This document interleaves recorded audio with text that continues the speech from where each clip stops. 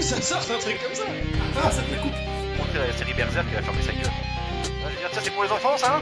Il moulait bien le petit cul de Ryan Reynolds.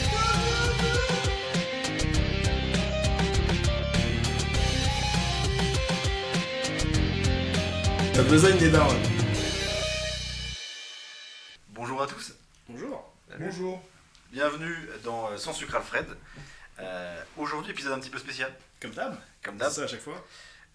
Puisque nous avons des invités. Une fois n'est pas coutume. Deux fois même n'est pas coutume. Deux fois ne sont pas coutumes, effectivement. Donc je serai bien évidemment avec mon partenaire de toujours, Yavin. Tout à fait. Qui nous Toujours accompagne fidèle au poste. Toujours. On a encore Cal, qui décidément n'a pas de maison. Il est souvent sur cette chaîne. Il est colocataire. Et nous avons débloqué un nouveau personnage aujourd'hui en la personne de Lim Enjoy. En effet. Qu'on va raccourcir à Lim, je pense, pour le... Oui, très certainement. Ce sera plus simple. Ça me va très bien. Voilà. Et donc Lim, bienvenue. Merci. Sur cette chaîne. Et aujourd'hui, nous allons parler des jeux à monde ouvert. Ouais. Aussi appelés Open Worlds Tout à fait. en anglais. On n'a pas souvent parlé de jeux vidéo jusqu'à présent. C'est la belle occasion aujourd'hui, c'est ce qu'on s'était dit. Tout à fait. Et en plus, comme tu as dit, on a des invités. Et surtout, Lim Enjoy, si tu as été invité à ce podcast, et on te remercie d'être venu, c'est aussi parce que tu as une affection particulière pour le jeu vidéo déjà dans un premier temps, Effectivement. et aussi pour le monde ouvert. On aura l'occasion d'en parler pendant cet épisode. Et Cal, qui est absolument pertinent sur tous les sujets, bientôt le podcast sur la pornographie. J'ai hâte. Ça arrive. Ça arrive fort. Mon sujet clé. Je suis grave chaud. Mon expertise. Donc aujourd'hui on va parler des jeux en monde ouvert, parce qu'effectivement tu l'as dit, on n'a pas beaucoup parlé de jeux vidéo sur cette chaîne, alors que c'est quelque chose qui quand même a une place importante dans notre vie à tous autour de cette table, plus ou moins, mais c'est quand même un domaine important, et c'est un domaine important de la pop culture en général. Et donc aujourd'hui plus spécifiquement les mondes ouverts. Pourquoi ce sujet d'ailleurs Comme beaucoup de sujets, ça vient de discussions qu'on a toi et moi. Effectivement. Parce qu'on parle en podcast, mais on parle aussi beaucoup le reste du temps. C'est vrai que si on compilait nos vocaux... Exactement, peut tout faire- part de on peut là, faire une sans série. sucre Alfred. C'est vrai. Sans sucre Alfred, tout part de ça. Donc ouais, on a eu ce petit débat, on a des avis qui divergent un peu sur 2-3 sujets. Donc on s'est dit que ça serait à la fois l'occasion de parler de jeux vidéo, mais aussi de parler de quelque chose sur lequel on n'est pas forcément d'accord, c'est toujours plus intéressant, Effectivement. j'imagine. Et là, on a ramené des gens pertinents avec nous. Des interlocuteurs de qualité. Tout à fait. Il y en a un, on est sûr. L'autre on verra. Il y en a un qui a été agréé. Du coup, on va faire un petit tour de table. On va commencer par un petit tour de table pour parler de votre rapport au monde ouvert. Vous voulez que je commence comme ça Vas-y, commence. Yavin, du coup, ton rapport au monde ouvert.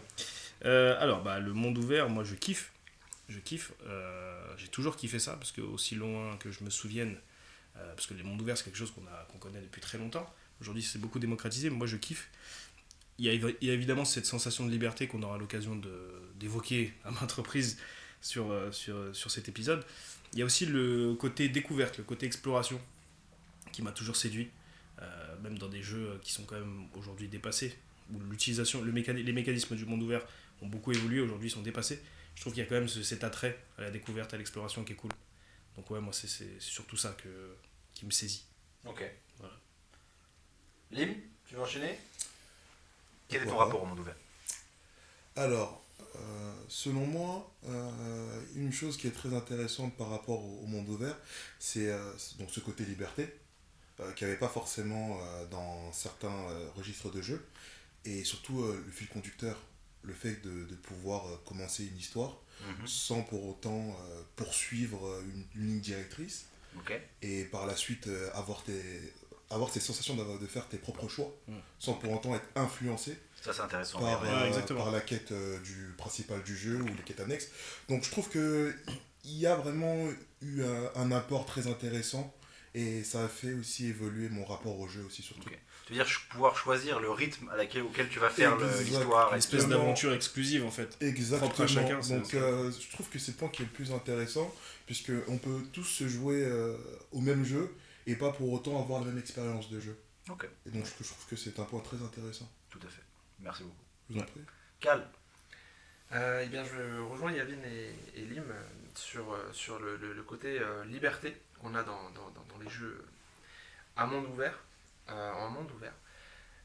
C'est ce que j'apprécie beaucoup, particulièrement, c'est ce sentiment de liberté. Alors moi, je ne jure pas que par les jeux en monde ouvert, surtout récemment, on en reparlera plus tard. Mais effectivement, c'est des jeux que j'apprécie énormément, de par ce côté-là, la liberté, et puis effectivement, l'expérience exclusive, comme disait Lim. On va pouvoir illustrer tout ce qu'on dit au fur et à mesure de Bien sûr, l'épisode par exactement. des Sans exemples. rentrer par- dans voilà, le exactement. détail, bah, Là, on fait un gros morceau. Et toi, mon bon Bob? Bah écoute, tout a été plus ou moins dit, parce que je vais certainement plus tard dans l'épisode passer pour un hater. Comme d'habitude, j'ai envie de dire. Effectivement, pour un hater des jeux en monde ouvert, ce qui n'est absolument pas le cas. Moi je pense que les jeux en monde ouvert auxquels on a accès aujourd'hui, j'aurais tué des membres de ma famille pour pouvoir y jouer. La liberté qu'on a aujourd'hui dans les jeux, même si c'est une liberté à prendre avec des pincettes, j'y reviendrai plus tard, il y a quand même c'est assez incroyable aujourd'hui ce qu'on peut faire avec les jeux. À l'époque, quand on avait ne serait-ce que des bribes de monde ouvert, je trouvais ça incroyable.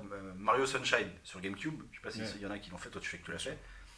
La petite ville du début là, c'était un monde ouvert vite fait, c'était une grande zone quoi. Ouais, voilà, une grande zone de départ un peu. Pour moi c'était déjà ouf. Bah oui, Tu vois, je effectivement. restais là, je faisais des sauts sur les toits, je kiffais, tu vois. C'était déjà pour moi une espèce de semblant de monde ouvert. Non, mais c'est très intéressant, ouais. Ça, Et- c'est c'est peut-être les fondations finalement. Et ça faisait rêver, c'est tu des vois. prémices. Ouais, Et exactement. aujourd'hui, quand tu vois par exemple un jeu comme Red Dead Redemption 2, où tu as une map gigantesque où tu peux aller où tu veux, etc., j'aurais tué des gens pour pouvoir y jouer, tu vois. Donc je suis pas un hater du monde ouvert de base, et comme vous avez dit, la liberté, l'exploration, surtout l'exploration, je trouve ça génial. Le fait de découvrir toi-même, ça c'est important, que tu les découvres par toi-même. Et dans beaucoup de jeux, c'est pas le cas. Voilà. Donc je vous rejoins sur tout ce que vous avez dit. Le premier monde ouvert que vous avez, alors pas forcément le premier monde ouvert que vous avez fait, parce que c'est compliqué de s'en rappeler, peut-être, mais un qui vous a marqué en premier. Bah moi, j'y ai réfléchi. J'ai regardé un peu les dates, parce que du coup, moi j'ai pu préparer un petit peu le truc. Je précise qu'on laisse un peu calme Voilà, vous avez le temps de réfléchir. dans la spontanéité. Nous, on a préparé un peu plus. Et en fait, je pense que le premier que j'ai fait et le premier qui m'a marqué, c'est Zelda The Wind Waker. Et c'est fou parce qu'à l'époque, je n'avais pas conscience de cet état de monde ouvert. Mais c'était quand même quelque chose qui m'avait quand même beaucoup séduit. Parce que c'est un monde ouvert à l'ancienne, parce que c'est quand même assez limité. Je ne savais même pas que c'était un monde ouvert. Bah, à partir du moment où tu as le bateau, Ah, tu peux aller où tu veux? la map s'ouvre à toi. Après, il y a des zones qui sont plus difficiles que d'autres, comme Ouais. dans tous les mondes ouverts. Tu peux pas y aller tout de suite, quoi. Exactement. Si tu y vas, tu vas te faire sauter. Il y a même des îles qui sont bloquées. Ouais, moi aussi j'ai cru qu'il allait dire ça. Si tu y vas, tu vas prendre cher. Il y a même des zones qui sont bloquées, mais factuellement, tu peux aller absolument y aller. où tu veux. Tu vas Avec te ton faire, petit bateau, etc.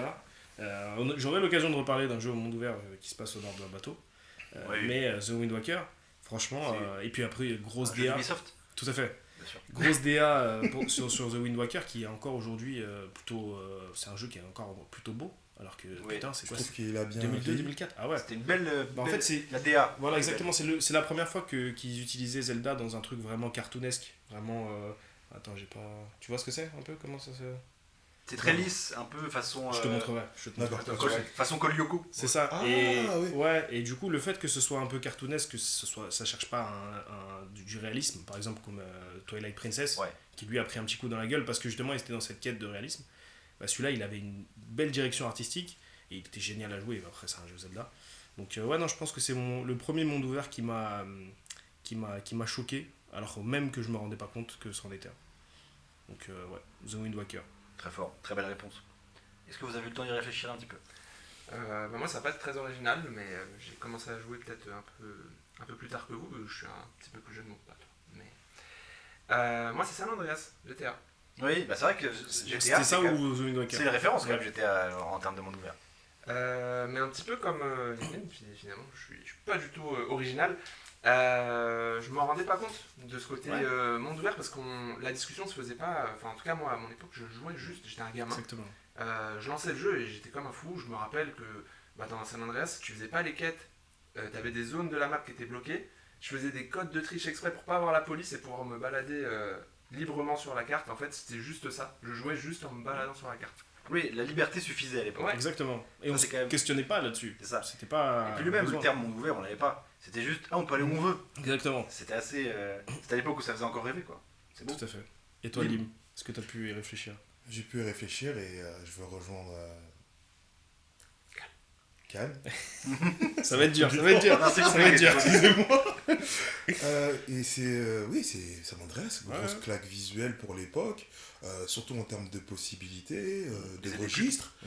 Donc, ouais, c'était pour moi la représentation de moi en vraie vie, parce que voilà, San Andreas, c'est. Oui, c'est- ça se veut réaliste, quoi. Ah là, exactement. Donc, surtout en tant qu'enfant, tu te projettes sur certaines choses que tu ne peux pas forcément faire dans la vraie vie. Exactement. Alors que là, tu peux aller où tu veux, cette facette de la liberté-là qu'on n'avait pas forcément avant, ça a apporté vraiment une grosse claque, quoi. Non, Donc, c'est moi, vrai, à partir du moment où j'ai connu ça, je me suis dit, waouh. Et puis pour le coup, c'est vraiment notre génération, San Andreas. Exactement. Aussi un petit peu plus vieux que nous. Mm. Mais San Andreas, c'est nous, quoi. Ouais, je pense que c'est le premier GTA de tout le monde ici, non? Je pense, ouais. Alors, Vraiment. j'ai très honte de ça, mais c'est que moi, j'ai jamais eu la Play 2. Donc, moi, mon premier GTA, c'est le 5. Ah ouais. T'as jamais eu avant? Et le 4 non plus. Ah, c'est ouf. Alors, J'ai jamais eu la Play 2. C'est une de mes grandes frustrations, notamment à cause du jeu Senseiya. J'ai jamais eu la Play 2. Et du coup, il y a plein de jeux que j'ai passé la trappe. Et si j'ai pu les faire, c'est parce qu'ils sont sortis sur Play 3 ou Play 4. Mais il y a plein de jeux que j'ai pas découvert à l'époque. Parce que moi, j'avais J'ai que la même GameCube. Vice City, GTA 3, San Vice Andreas. City en PSP en colo. Bah, c'est avant le 5 alors. Bah, ça monte. Oui, mais je l'ai pas fait entier, je veux dire. Ah, ok, Je ouais. l'ai touché, mais. Tu l'as testé, quoi. Je l'ai touché du doigt. Ok. Tu vois. J'ai un peu mis le doigt. Comme ça, tu vois. Mais en vrai, le premier GTA que j'ai fait de A à Z, c'est le 5. D'accord. Ok. Donc, Bah, il y a un côté vraiment générationnel avec San Andreas. Effectivement. Sauf du coup notre ami Bob. moi, puisque personne ne pose des questions, Ah, c'est dur, hein, cette position. hein. moi, c'est Spider-Man 2 sur GameCube. Où tu pouvais aller dans tout New York. Donc, le film, tiré du film Tiré du Spider-Man film 2. Spider-Man 2, où tu pouvais aller dans tout New York. Mm. C'était Incroyable. incroyable. Est-ce que t'as joué à celui d'avant? Non. Plus tard ou. Tu pouvais pas toucher le sol là Exactement. Non. Qu'est-ce qu'il était frustrant ce jeu. Non. je l'ai joué. Tu l'as joué aussi? Ah, je l'ai jamais fini. Il était insupportable. Et Quelle idée de merde déjà. déjà, il était qualité de merde, mais après, c'était l'époque. Non, mais quelle idée de merde. Ah, quelle idée de merde, oui. C'est quoi le jeu exactement C'est Spider-Man, C'était en fait, le tu peux pas tiré toucher du le sol. premier film Spider-Man avec Tobey Maguire là. Ouais. Ils avaient fait un jeu et en fait dans ce jeu de merde, il était bien quand même pour l'époque, mais c'était quand même un jeu de merde par rapport à ça. Quand tu te baladais dans New York, tu pouvais te balader que de building en building, mais le toit des buildings. Si tu tombais du building, ça te reset sur le toit, tu vois. Tu pouvais pas marcher dans la rue. Exactement. Et du coup, Spider-Man 2, Tu pouvais marcher dans la rue. là c'était le premier où tu pouvais marcher. Ouais. C'était incroyable. Déjà New York, pour l'époque, je trouvais ça ouf. Ah Comment ouais. c'était modélisé. De ouf. Bon, les PNJ, il devait y en avoir 15 en tout. Qui étaient copiés partout. Ils avaient tous les mêmes gueules. Mais tu pouvais aller n'importe où. Tu pouvais choper des mecs, te mettre en haut d'un building et les jeter. Ouais. Oui, parce que tu avais des missions où tu devais les emmener quelque part. C'est resté génial. d'ailleurs, ça, même dans le dernier, il y a ce C'était truc-là. incroyable. Et pour le coup, il y avait une sensation de liberté. En plus, tu joues Spider-Man. Donc en termes de déplacement, c'est certainement l'une des manières de se déplacer les plus stylées dans un jeu vidéo. C'était incroyable. Tu pouvais faire des figures, tu débloquais des figures au fur et à mesure. C'est Et vrai. j'étais comme un golemon. Je passais 3-4 heures de suite à me balancer dans New York. Je faisais pas de mission, je faisais rien. Et puis ce qui est... Excuse-moi, non, excuse-moi. Je t'en prie, je t'en prie. Ce qui était cool aussi et je me remémore même dans le 3, dans l'adaptation de ces jeux-là, de ces films pardon, en jeux vidéo, c'est que tu suivais pas que l'histoire du film. Oui. Il y avait aussi pas mal de Il y avait personnages Mysterio. secondaires. Il y avait Mysterio, il y avait le Shocker. Oui, Il y avait effectivement. le Shocker qui eux n'apparaissaient pas dans les Le niveau films. de Mysterio, c'était un enfer d'ailleurs. Ouais, tout à fait. Dans le stade où il fallait faire des Ouais. parcours d'obstacles, c'était un enfer. C'était terrible. Mais le jeu était génial et vraiment là, de liberté, je me disais, waouh, tu pouvais faire ce que tu voulais. Genre. Ouais. Et c'était vraiment c'était un monde ouvert qui m'a. C'est fou parce que c'est ce qui Ça nous marche. touche tous en premier. Hein. C'est vraiment cet attrait à la liberté. Bah, bien sûr. Effectivement. Mais ce qui suffit plus forcément aujourd'hui. Bah, on va en parler, mais On va en parler. évidemment, aujourd'hui, ce qui te choquait quand t'avais 8 ans, ça ne peut pas te choquer aujourd'hui. C'est Voilà. sûr. Bah, pour moi, le sujet du monde ouvert, c'est un peu comme une boîte de Pandore. On en vaudra toujours plus. C'est ce qu'on va. C'est peut-être intéressant. c'est peut-être vers ça Parce qu'on va en qu'on va parler. se diriger, ouais. Ça sera peut-être même la conclusion. Spoiler. Là, t'as écouté. Voilà, Épisode terminé, ça y est. il a niqué mon plan. Merci. Désolé. Est-ce qu'il y a d'autres mondes ouverts qui vous ont marqué avant qu'on clôture cette partie-là, cet arc Bah, on va évoquer plusieurs Ah. exemples, mais ouais, vas-y. Non. Un peu à l'ancienne. Non, par vas-y, rapport je t'en prie. Ah non, mais c'est pas si ancien que ça. Donc c'est True Crime New York City aussi. Oui, on en parlait il y a pas longtemps d'ailleurs. Incroyable. Sleeping épisode. Dogs devait être le 3 d'ailleurs.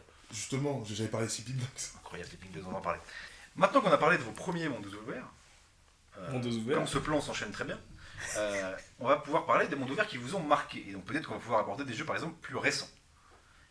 Qui veut commencer? Lim, je t'en prie. Ça va être catégorique. La plus grosse claque que j'ai reçue, c'est Skyrim. Je savais. Je peux tirer la main. Quand j'écrivais ce que j'écrivais, Ouais. je pensais à ce que tu allais dire. Et je te jure que je pensais d'abord à ce que tu avais dit au tout début, là, sur le côté exclusif des aventures. Et je me suis dit, le premier truc qu'il va citer, ça sera Skyrim. Non, mais... Je suis bien assis, je peux commencer à parler. Bien sûr, je t'en prie. Merci beaucoup. C'est important.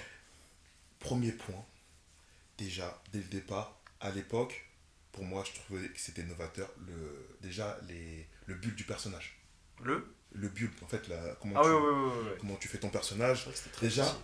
pour l'époque, c'était... En plus, voilà, j'étais jeune, mais c'était, je trouve, très novateur pour l'époque. Très complet. Très complet, et surtout les apports entre les caractéristiques qui sont prises en compte du personnage et les différentes les skills qui étaient accompagnés de chaque personnage.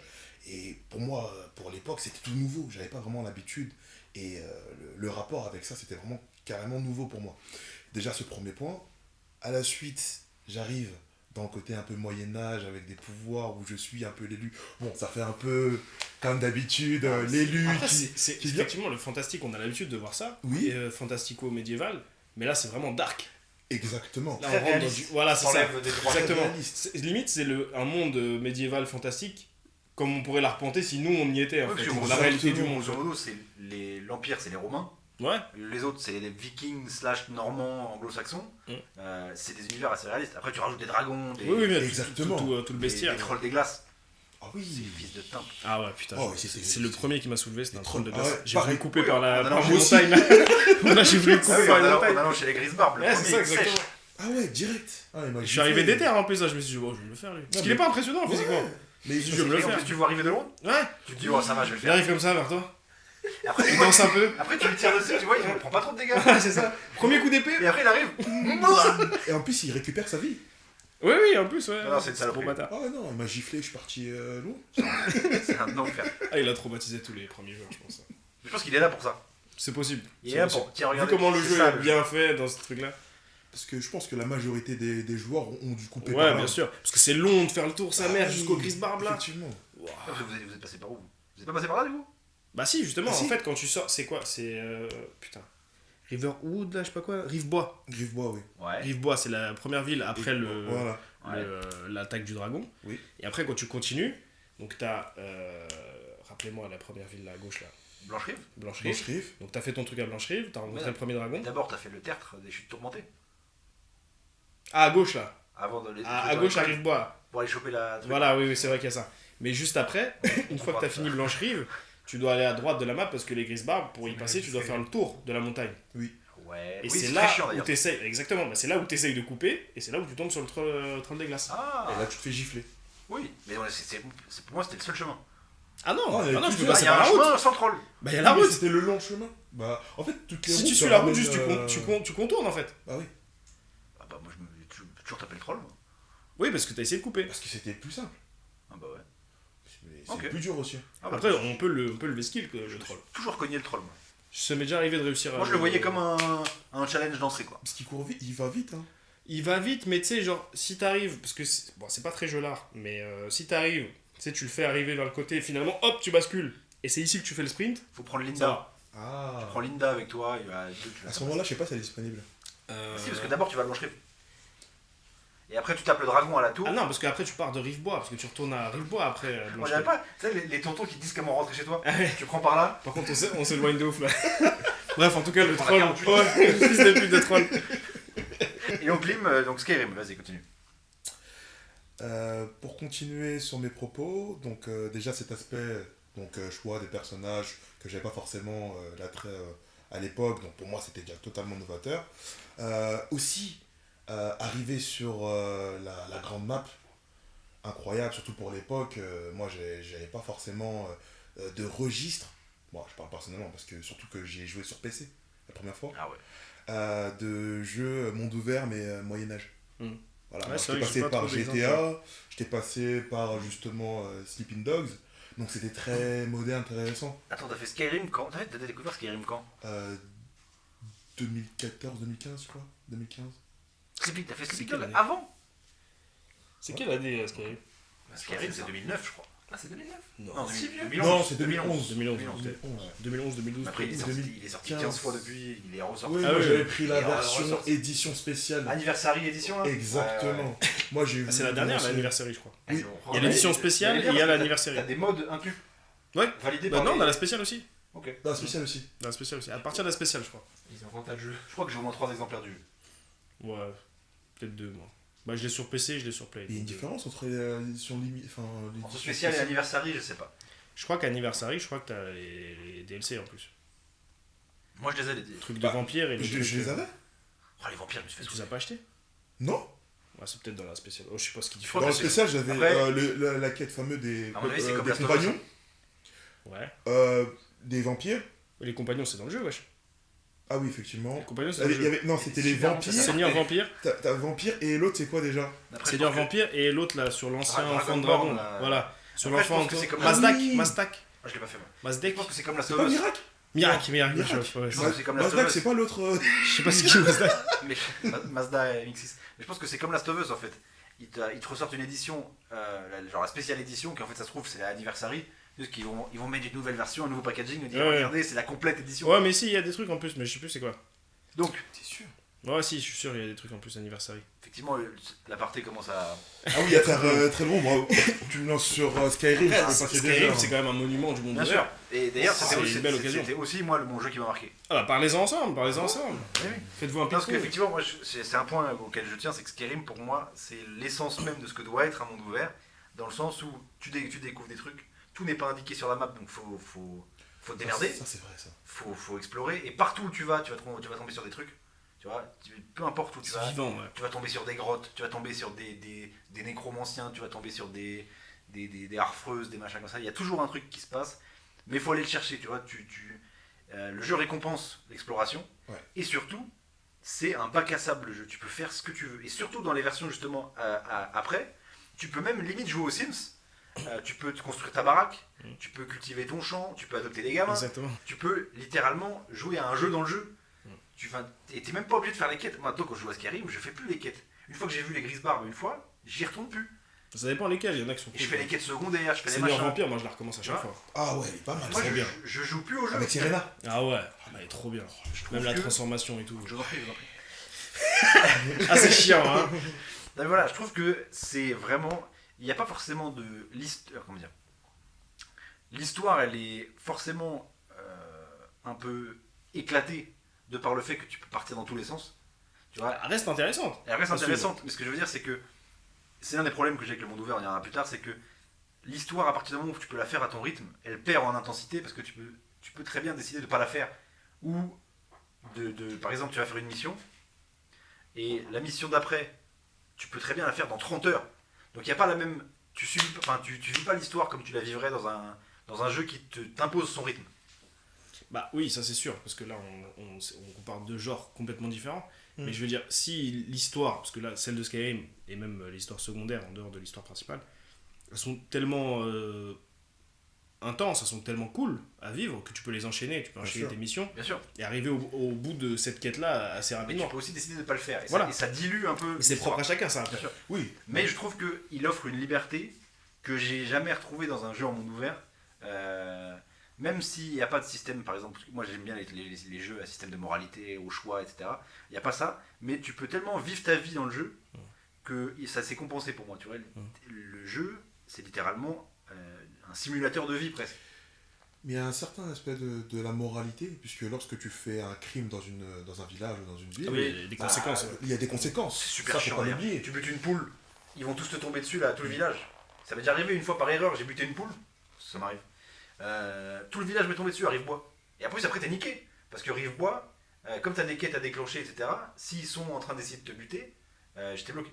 Enfin, normalement, bon, petit aparté, il faut que tu ressortes du village, Ah ouais. tu passes une journée par exemple, et tu reviens, tu seras recherché. Il n'y a pas un truc où tu dois payer une prime. Exactement ce que j'allais dire, et en Oui. fait, Bon, mais si tu l'as déjà payé une fois le pot de vin, tu peux plus le refaire, je crois. non, du tout. En fait, ça c'est à Blancherie. Ah ouais, Là où il y a c'est il y a- C'est à Non, mais Blancherie. ça nourrit, ça nourrit. Ça Vous va, avez je- fait Skyrim sinon, les gars. Hein? Non, mais Skyrim, de toute façon, moi je savais quand on a annoncé cet épisode que Bah. sur Skyrim on allait passer un moment. C'était sûr. Parce que même moi, c'est pas le monde ouvert qui m'a marqué, c'est pas celui-là. Tu l'as découvert tard en plus. Moi j'ai découvert très tard. et c'est pas celui que j'ai noté, mais on va le réévoquer à plusieurs reprises, c'est Bien sûr. sûr. Donc faites-vous plaisir. Et surtout même le rapport au temps. Parce qu'en fonction enfin, le temps, il joue beaucoup. C'est le premier jeu, je dirais, où vraiment j'ai eu cette sensation de vraiment avoir l'impression que le temps compte. Ouais. Alors que dans les autres jeux, souvent, voilà, t'es de nuit ou de jour, par exemple San Andreas, où j'ai joué à l'époque, voilà, il fait jour, il fait nuit, il n'y a vraiment pas trop d'incidence. C'est juste un cycle au final. Exactement, alors que là, jour-nuit, on voit qu'il y a des évolutions, il y a des choses qui se passent. Non, le jeu, c'est incroyable. Donc, ouais, pour moi, il y a un très très gros point positif. Calme, après cette sortie de route. Moi, vraiment, pour le côté vraiment strictement monde ouvert, et parce que c'est vraiment un jeu qui m'a marqué, c'est Minecraft. Minecraft. Ouais. Il n'y a pas plus ouvert. Oui, c'est vrai, qu'est-ce qu'il y a un jeu plus ouvert que ça? Il n'y a pas plus ouvert que ouvert. Minecraft. C'est No Man's Sky? Je l'ai pas fait, celui-là. C'est similaire. C'est un peu ça, c'est. Ouais, c'est similaire. Après, c'est venu bien plus tard et puis j'ai pas accroché, mais oui, effectivement, t'es complètement libre sur No Man's Sky. Surtout que Minecraft, tu peux créer ton truc en plus. Minecraft, tu crées tout. C'est même au-delà de Tu l'ouvert. crées C'est un bac à tout. sable. Alors après, C'est t'as pas les mêmes notions que dans Skyrim, c'est beaucoup moins sérieux. T'as pas de. Relou, il me caresse tout le temps. ça a rien à voir, mais vraiment, là, on parle vraiment de monde ouvert et pour le coup, il n'y a pas beaucoup de monde plus ouvert que ça. C'est un monument. Je l'aurais pas mis dans la catégorie, mais c'est vrai que oui. C'en est un complètement. Carrément. Une fois que tu as c'est un passé monde ouvert, la barrière de la direction artistique, parce que c'est un sujet ça, de Minecraft, une fois que tu as passé cette barrière, c'est chronophage, c'est à la fois génial, c'est Ouais. terrible. Moi, je ça- comprends ça- toutes les personnes qui sont rebutées par le jeu, de par ses graphismes, qui sont vraiment à limite. Je l'ai été à l'époque. Je pense La qu'on a première tous- fois qu'on me on a l'a- la tous première été, fois hein. qu'on me l'a présenté, je me dis c'est quoi ce jeu C'est bizarre à aborder en fait. Et en fait, je suis tombé dedans et je pense que c'est un des seuls jeux où j'ai passé plus de 1000 heures dessus. Ah ouais. Ah non, mais c'est sérieux. Et je comprends, franchement, je comprends. Non, Minecraft, gros monument du jeu vidéo. En fait, cet aspect bac à sable, ce qui est bien, le côté, je dirais, intéressant, c'est que ça repousse ton imagination à être surtout créatif C'est ça, et donner vie à ce à quoi tu aspires, quoi. exactement. Alors que souvent, par exemple, aux autres mondes ouverts comme Skyrim ou autre, t'es limité. T'es limité.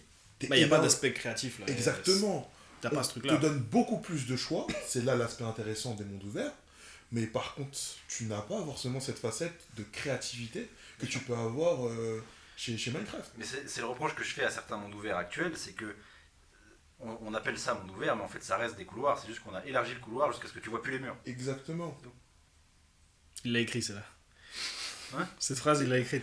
Il a préparé. Un petit peu. David. Alors, je me doutais un peu qu'on allait parler de Skyrim. Minecraft, je l'avais pas vu venir. Ça va. Je pensais pas que t'allais parler de Skyrim, toi aussi. Surprenant toi. Donc, Toujours là où on t'attend pas. donc je me suis dit que j'allais parler d'autre chose. Alors, c'est un peu... comment dire? C'est un peu niche, je crois. Je sais pas trop si... Je sais que c'est connu. Fais du teasing. Ça Je parle sais que à c'est beaucoup de connu. personnes. C'est Prototype. Ah oui. Prototype. Oh, incroyable. Que j'ai kiffé quand j'étais petit, même si je pense que j'étais beaucoup trop jeune pour jouer à ça. Ah, il était chaud. Parce qu'il est, il est un peu brosson. Et ça va rejoindre un peu ce que tu disais, Bob, sur Spider-Man, parce que je pense qu'il y a une vraie comparaison qui peut se faire avec un jeu Spider-Man. Déjà, c'est un truc style comics super-héros. Même les décors un peu. C'est New York, tu te balades dans New York. Sauf que là, le ton, il est complètement différent. Là c'est sombre sa mère, c'est-à-dire qu'il y a une épidémie qui transforme tout le monde en zombies chelous, et en plus des zombies bien chelous, là, c'est pas juste des mecs qui marchent un peu chelous. Non, là, c'est très bizarre. Ça crache des mecs. Ouais, et tout, dégueulasse. c'est très... Il y a beaucoup d'hémoglobine, c'est très bresson, et la manière de se déplacer sur la map aussi très différente, mais quel plaisir. Parce que là, il s'accroche à rien techniquement, il envoie pas de toile Il ou fait quoi. des sauts, Il fait des sauts de baiser, des sprints de baiser, tu peux grimper au mur court et sur les aussi. murs, Voilà, exactement. sauter de mur en mur, c'est incroyable. C'est incroyable, il y a un sentiment de puissance qui est fou, parce que tu débloques des skills au fur et à mesure du jeu. Parce que ton mec est contaminé Voilà. par le virus, mais il se réagit pas transforme pareil, ouais. et il a des espèces de pouvoirs. Bon, on sent qu'il passe pas un bon moment quand il utilise Ouais. ses pouvoirs, mais il peut créer des lames, il peut se mettre une armure. Exactement. C'est incroyable.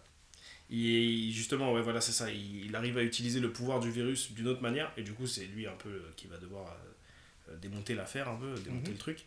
Et c'est terrible, c'est génial. c'est vraiment dans le ton des Spider-Man à l'ancienne, surtout que c'est pas sorti si longtemps après. C'est vieux, hein. Donc c'est très inspiré, je pense, de ce qui se faisait dans les jeux de super-héros, notamment Spider-Man à l'époque. Et ouais, dans le côté plus sombre, le côté violent, qui choque. Parce que quand tu abordes le jeu, et surtout quand tu as un certain âge, là c'est choquant, parce que là c'est vraiment, comme il a dit Bob, il transforme ses mains ou des parties de son corps en lames, et ça tue de différentes manières. Il y en a où c'est des griffes un peu à la Freddy Krueger, mais immenses, où là il va découper des mecs en trois, il a une grande lame sur un seul bras, où là il va les découper en deux. C'est bresson, les combats sont bien violents, bien stimulants. Parce que même tu peux choper des mecs, les jeter contre des murs. Ah voilà, ouais. Là il n'y a pas de limite à l'horreur, il n'y a pas de limite à la violence. Donc il avait déjà pris dans la gueule. Mais franchement, encore aujourd'hui, ça se joue bien. Et je pense qu'il est sur le PSN. Franchement, c'est bien défoulant de ouf. Franchement, c'est bien. Après, et ça c'est certainement un truc dont on parlera au fur et à mesure de cet épisode, du fait qu'il soit sorti à une certaine époque, il y a un moment où c'est répétitif. Courir sur les murs, courir en bas pour détruire des mecs, une fois que t'en as tué 10 000, parce que ça va très vite, hein, il les zigouille très vite. Une fois que ouais, c'est ça, il y a un peu ça. Une fois que t'as détruit 10 000 mecs, tu commences un peu à en avoir marre. Mais l'histoire est cool. Alex Mercer, c'est le nom du personnage. L'histoire sera cool aussi dans le 2, que j'ai apprécié même s'il est différent. Mais ouais, non, je voulais parler de Prototype parce que je me disais que je pense qu'on n'aura pas souvent l'occasion de parler de Prototype. C'est vrai que ouais. Puis ça me fait penser à un point très particulier des mondes ouverts, où en fait parfois tu peux avoir un monde ouvert qui est pas si fou, mais de par son gameplay avec la capacité de se mouvoir, je pense tu as parlé de Prototype, mais tu as Infamous, tu as des jeux comme Spider-Man d'ailleurs, où tu peux te déplacer de tellement de manières qu'en fait le jeu devient bien, juste parce que tu peux te déplacer. Exactement, mais tu passes des heures à faire ça. Mais Infamous c'est un très bon exemple. Infamous, en fait, quand tu as parlé de Prototype, ça m'a fait penser à Infamous pareil. Et effectivement, ça a le point commun avec Spider-Man aussi, c'est que les décors urbains en monde ouvert, t'as vite fait le tour. Tu repasses toujours par les mêmes quartiers, puis c'est des buildings, tu vois. Skyrim est beaucoup plus varié en termes d'environnement, etc. Donc c'est vrai qu'à un moment, si le mode de déplacement est pas stylé, ou que les combats sont pas stylés, t'en as plein le cul, tu vois. Ouais, ça te fait et chier. là, en l'occurrence, dans Prototype, dans Infamous et dans Spider-Man, à chaque fois comme tu débloques des nouveaux skills, des nouvelles manières de te déplacer, etc., ça maintient l'intérêt. Parce que le décor, tu le découvres plus, par contre, tu découvres des manières de te déplacer. Exactement. Dans le décor. Et puis tu débloques des choses aussi au fur et à mesure du jeu. Et ouais, non, Infamous, effectivement, quand tu passes de la ville du 1 à plus ou moins la Nouvelle-Orléans dans le 2, parce que vous l'avez fait le 2. Second Son, c'est. Hein Second Son. Non, ça c'est encore après. Ah, C'est un espèce de reboot. C'est le 3 en vrai, mais c'est avec un autre personnage. Et dans le 1, il est dans une espèce de New York, un peu changé. Dans le 2, il a la Nouvelle-Orléans. Vraiment avec les codes de la Nouvelle-Orléans, avec les anciennes bâtisses un peu style européenne, française. Il y a du jazz dans les rues et tout. Et ça mêle aussi un peu à la culture vaudou. Et d'ailleurs, il y aura un DLC dans le 2 sur des vampires qui est archi cool. Putain. Il est archi cool et il est sur le PS Plus, je crois. Si vous avez l'occasion de ces jours. J'ai vu. Si vous avez l'occasion, franchement, il est super cool. Et Second Son, il vaut le coup. Second Son, j'ai joué longtemps. Hein. C'est très différent. En fait, t'as l'impression que c'est un jeu qui reprend les mécanismes de Infamous. Mais tu reconnais pas l'univers d'Infamous. Déjà, le fait que tu commences avec un autre personnage, avec des autres personnages, tu vois. Il n'y a pas beaucoup de personnages de l'époque d'Alex Mercer. Pas Alex Mercer, putain, je confonds du coup là. Comment il s'appelle déjà dans Infamous ? Je sais plus, bref. L'époque de ce personnage-là, il n'y en a pas beaucoup qui interagissent dans Second Son. C'est assez différent. Et même les pouvoirs, c'est plus les mêmes. C'est un autre délire. Mais quand t'aimes bien Infamous, tu passes pas un mauvais moment devant. Okay. Mais il est plus anecdotique, je trouve. Ok. Bah, du coup, c'était les mondes ouverts qui nous ont marqués. Ouais. Enfin, une partie du moins, parce que évidemment, là, on cite un exemple exemple chacun. Bien sûr. Si on continue, on fait un épisode que sur ça, à citer des mondes ouverts. On s'arrête plus. Alors, le second point, non, le point suivant, c'était pourquoi autant de jeux en monde ouvert. Je pense qu'il y a une sorte d'épidémie du monde ouvert. En fait, les gens, ils sont entre guillemets contaminés, ils veulent que ça. Enfin, les éditeurs pensent que les gens ne veulent que ça. Et du coup, quand tu cherches à te faire financer ton jeu, ou que tu veux t'assurer la réussite d'un jeu, bah, tu vas forcément penser monde ouvert. Et c'est pas toujours nécessaire. C'est ça, c'est pas toujours nécessaire. Et là, récemment, j'ai joué à d'autres jeux qui ne sont pas des mondes ouverts et qui sont récents, notamment La Claire Obscure, qui est un couloir, couloir étendu, comme tu le disais. Et en fait, c'est largement suffisant. Il n'y a pas toujours besoin de faire des... C'est pas un gage de qualité. Ça, je voilà, pense le qu'on monde va ouvert le- n'est pas un gage de Mais qualité. c'est pas un gage de le qualité. point que tu soulèves est intéressant, et effectivement, on a l'impression qu'aujourd'hui, est-ce que, comme tu as dit, c'est les studios qui ont l'impression que les gens veulent que ça, ou est-ce que c'est les gens qui veulent que ça? Est-ce que aujourd'hui c'est obligatoire de faire un monde ouvert pour un triple A maintenant? Moi, j'ai l'impression Ah, qu'un on en vient à une triple A autre question. doit être un monde ouvert. Mais c'est un peu le point d'après en même temps. Mais du coup, pourquoi il y en a autant aujourd'hui? Pourquoi tu as commencé à apporter des éléments de réponse, et je te remercie d'ailleurs. Pourquoi autant? Pourquoi on nous pète les couilles avec les mondes ouverts? Parce qu'il y a un moment, faut le dire. Je voulais dire un point, mais je sais pas si ça fait. Peut-être ça répond à une question plus tard. Je sais pas si je me lance. Vas-y, on voit. Ok. On adaptera. Pour moi, je dirais que c'est un peu des deux. C'est un peu les joueurs qui sont justement à la recherche d'expériences exclusives. Donc les mondes ouverts, c'est vraiment la possibilité, les N possibilités, ce qui est intéressant. Et je dirais que dans une autre partie, que c'est les éditeurs, c'est ça? On parlait? Ah oui, l'éditeur, producteur, qui tu Enfin, les éditeurs ou les producteurs Les sociétés, quoi. Voilà, exactement, qui recherchent, mais je dirais peut-être, selon moi, sur un aspect, c'est la longévité. Lorsqu'on achète un jeu, on commence le jeu et on le termine, mais le fait de te dire qu'il y a N possibilités de le commencer et de pouvoir le vivre, ça te permet de recommencer. J'ai l'exemple de Baldur's Gate, où en fonction du personnage que tu prends, Ça répond effectivement à une prochaine question. c'est pour ça que j'ai... Non, mais on va y revenir, mais c'est D'accord. c'est très intéressant. Mais oui, donc selon moi, c'est vraiment cet aspect-là de te dire que lorsque ils font un jeu, plus les personnes y jouent pendant longtemps, et plus personne risque de l'acheter, la suite. Enfin, Donc selon toi, c'est un processus. c'est un argument marketing Oui, ça peut être. qui aussi vise à allonger la durée de vie pour pouvoir dire regardez, notre jeu il dure plus longtemps, vous pouvez y jouer plus longtemps, etc. Il y a plusieurs possibilités de faire. Moi, mon exemple aussi, c'est GTA 5. Ils font souvent des mises à jour, et en fait, le fait de pouvoir substanter et d'avoir tout le temps de l'impétence sur certains points fait que aujourd'hui les personnes continuent d'y jouer, tout simplement. Après, GTA 5 est pas un bon exemple, je trouve, mais oui, après, Non, moi non plus, je trouve comprends. que c'était catastrophique ta prise de parole. Non, mais en vrai, je comprends. Et là où je suis d'accord, là où je suis pas d'accord avec toi, c'est que justement tu parles de Baldur. Et Baldur, on va y revenir parce que c'est un très mauvais exemple aussi. Parce que c'est pas un monde ouvert, Baldur. Enfin, c'est un jeu qui t'offre beaucoup de liberté, mais c'est pas forcément un monde ouvert. Et effectivement, C'est Baldur, des zones ouvertes. tu peux le refaire plein de fois de Des manière zones ouvertes.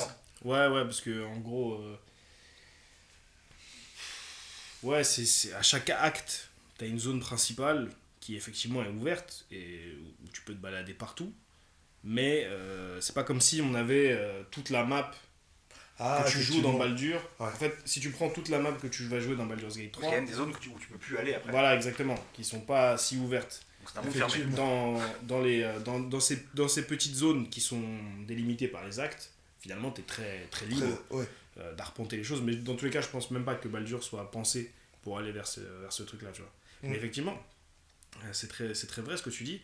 En termes d'arguments marketing, quand tu tamponnes monde ouvert, tu sais que tu peux dire au public que ça rajoute au moins 15-20 heures de plus. Exactement. Parce que pour peu que tu rajoutes quelques quêtes secondaires, il y en a qui le font très bien, il y en a qui le font, voilà, un peu de manière timide. Mais effectivement, ça amène la chose, quoi. Le problème, c'est que la durée de vie, aujourd'hui, c'est comme tu as dit, c'est devenu un argument marketing, mais c'est un argument de merde. La durée de vie, le problème, c'est que ajouter de la durée de vie, si c'est pour t'envoyer cueillir des patates dans un champ, aller tuer 15 singes avec une main dans le dos, des machins Ça, comme c'est ça. plutôt les trophées, ça. Ouais, mais même. C'est pas vraiment la durée de vie. Il y a des C'est quêtes plus, secondaires qui peuvent être très répétitives. Mhm. Et au final, effectivement, si tu la comptes dans la durée de vie, oui, ton jeu il est pharaonique. Sauf qu'en fait, il n'y a personne qui a envie de te taper ta quête secondaire qui ressemble à une qu'on a déjà fait il y a 3 quêtes. Tu te souviens? Oui, mais je veux dire, regarde par exemple, si on prend l'exemple d'Arkham Knight, parce que j'en ai pas parlé encore. C'est vrai, non, mais J'avoue, j'y attendais c'est le point bingo. Si on parle d'Arkham Knight, c'est un vivier à quête secondaire aussi, dans un monde ouvert d'où la map est pas gigantesque, mais t'as tout Gotham. Par exemple, la quête secondaire de l'homme mystère, on l'a évoqué dans la rétrospective, elle est insupportable. Elle est insupportable parce que c'est exactement ça. Déjà, il y en a trop, et il y en a qui sont pas intéressantes, et tout ça ne sert qu'à servir le 100%, le Ouais. trophée platine, etc. Mais à côté de ça, t'as des quêtes secondaires qui sont mais bien incroyables. sûr. Tu vois. Bien sûr. Donc c'est pas systématique. Si ton jeu, Si l'ensemble de tes quêtes secondaires sur ton jeu ressemble à ce qu'on décrit là avec l'homme mystère, effectivement, ça pue la merde. Ouais. Et dans ce cas-là, les D'accord. 15-20 heures que tu rajoutes dans ta durée de vie, elles sont obsolètes. Ouais, quand ils rajoutent une pelletée de quêtes secondaires, il y en a forcément des géniales, et il y en a forcément qui sont là pour qu'il y en ait. Tu vois ce que je veux dire? Ça dépend. Ça Il y a dépend du jeu. Bien sûr, mais toutes les quêtes secondaires peuvent pas se valoir, forcément. Non, mais il peut Compter y avoir les de quêtes- l'intérêt. Compter les quêtes secondaires dans la durée de vie, c'est un peu un argument de merde, selon moi. C'est que... Ah non, je suis pas d'accord, il faut. Non, mais ça dépend. Mais ce que je veux dire, c'est que... Pour moi, la quête, la durée de vie... C'est facile de rallonger la durée de vie d'un jeu, en vrai. Tu vois ce que je veux dire? Ce qui compte, c'est pas forcément la durée de vie. Ce qui compte, c'est l'expérience que tu vas vivre. L'intérêt de faire. manette en main. Ouais, bien sûr. Tu vois? Effectivement, il y a un argument de la durée de vie, mais parce que, si on se souvient pas, moi je traînais beaucoup sur les jeuxvideo.com à une époque. Ceux qui notent les jeux, par exemple, etc., à l'époque, je faisais beaucoup de tests de jeux vidéo. Et quand un jeu arrivait avec une durée de vie de 20-25 heures, ils disaient ouais, c'est un peu court, etc. Machin. Et le problème, c'est qu'à cause de gens comme ça, bah maintenant, on a fait de la durée de vie un argument pour dire regardez, notre jeu il est bien, il est long. Tu vois? Je pense pas que ce soit ça l'argument. Je pense pas que c'est parce qu'il est long, il est bien. Je pense que c'est surtout, il est long.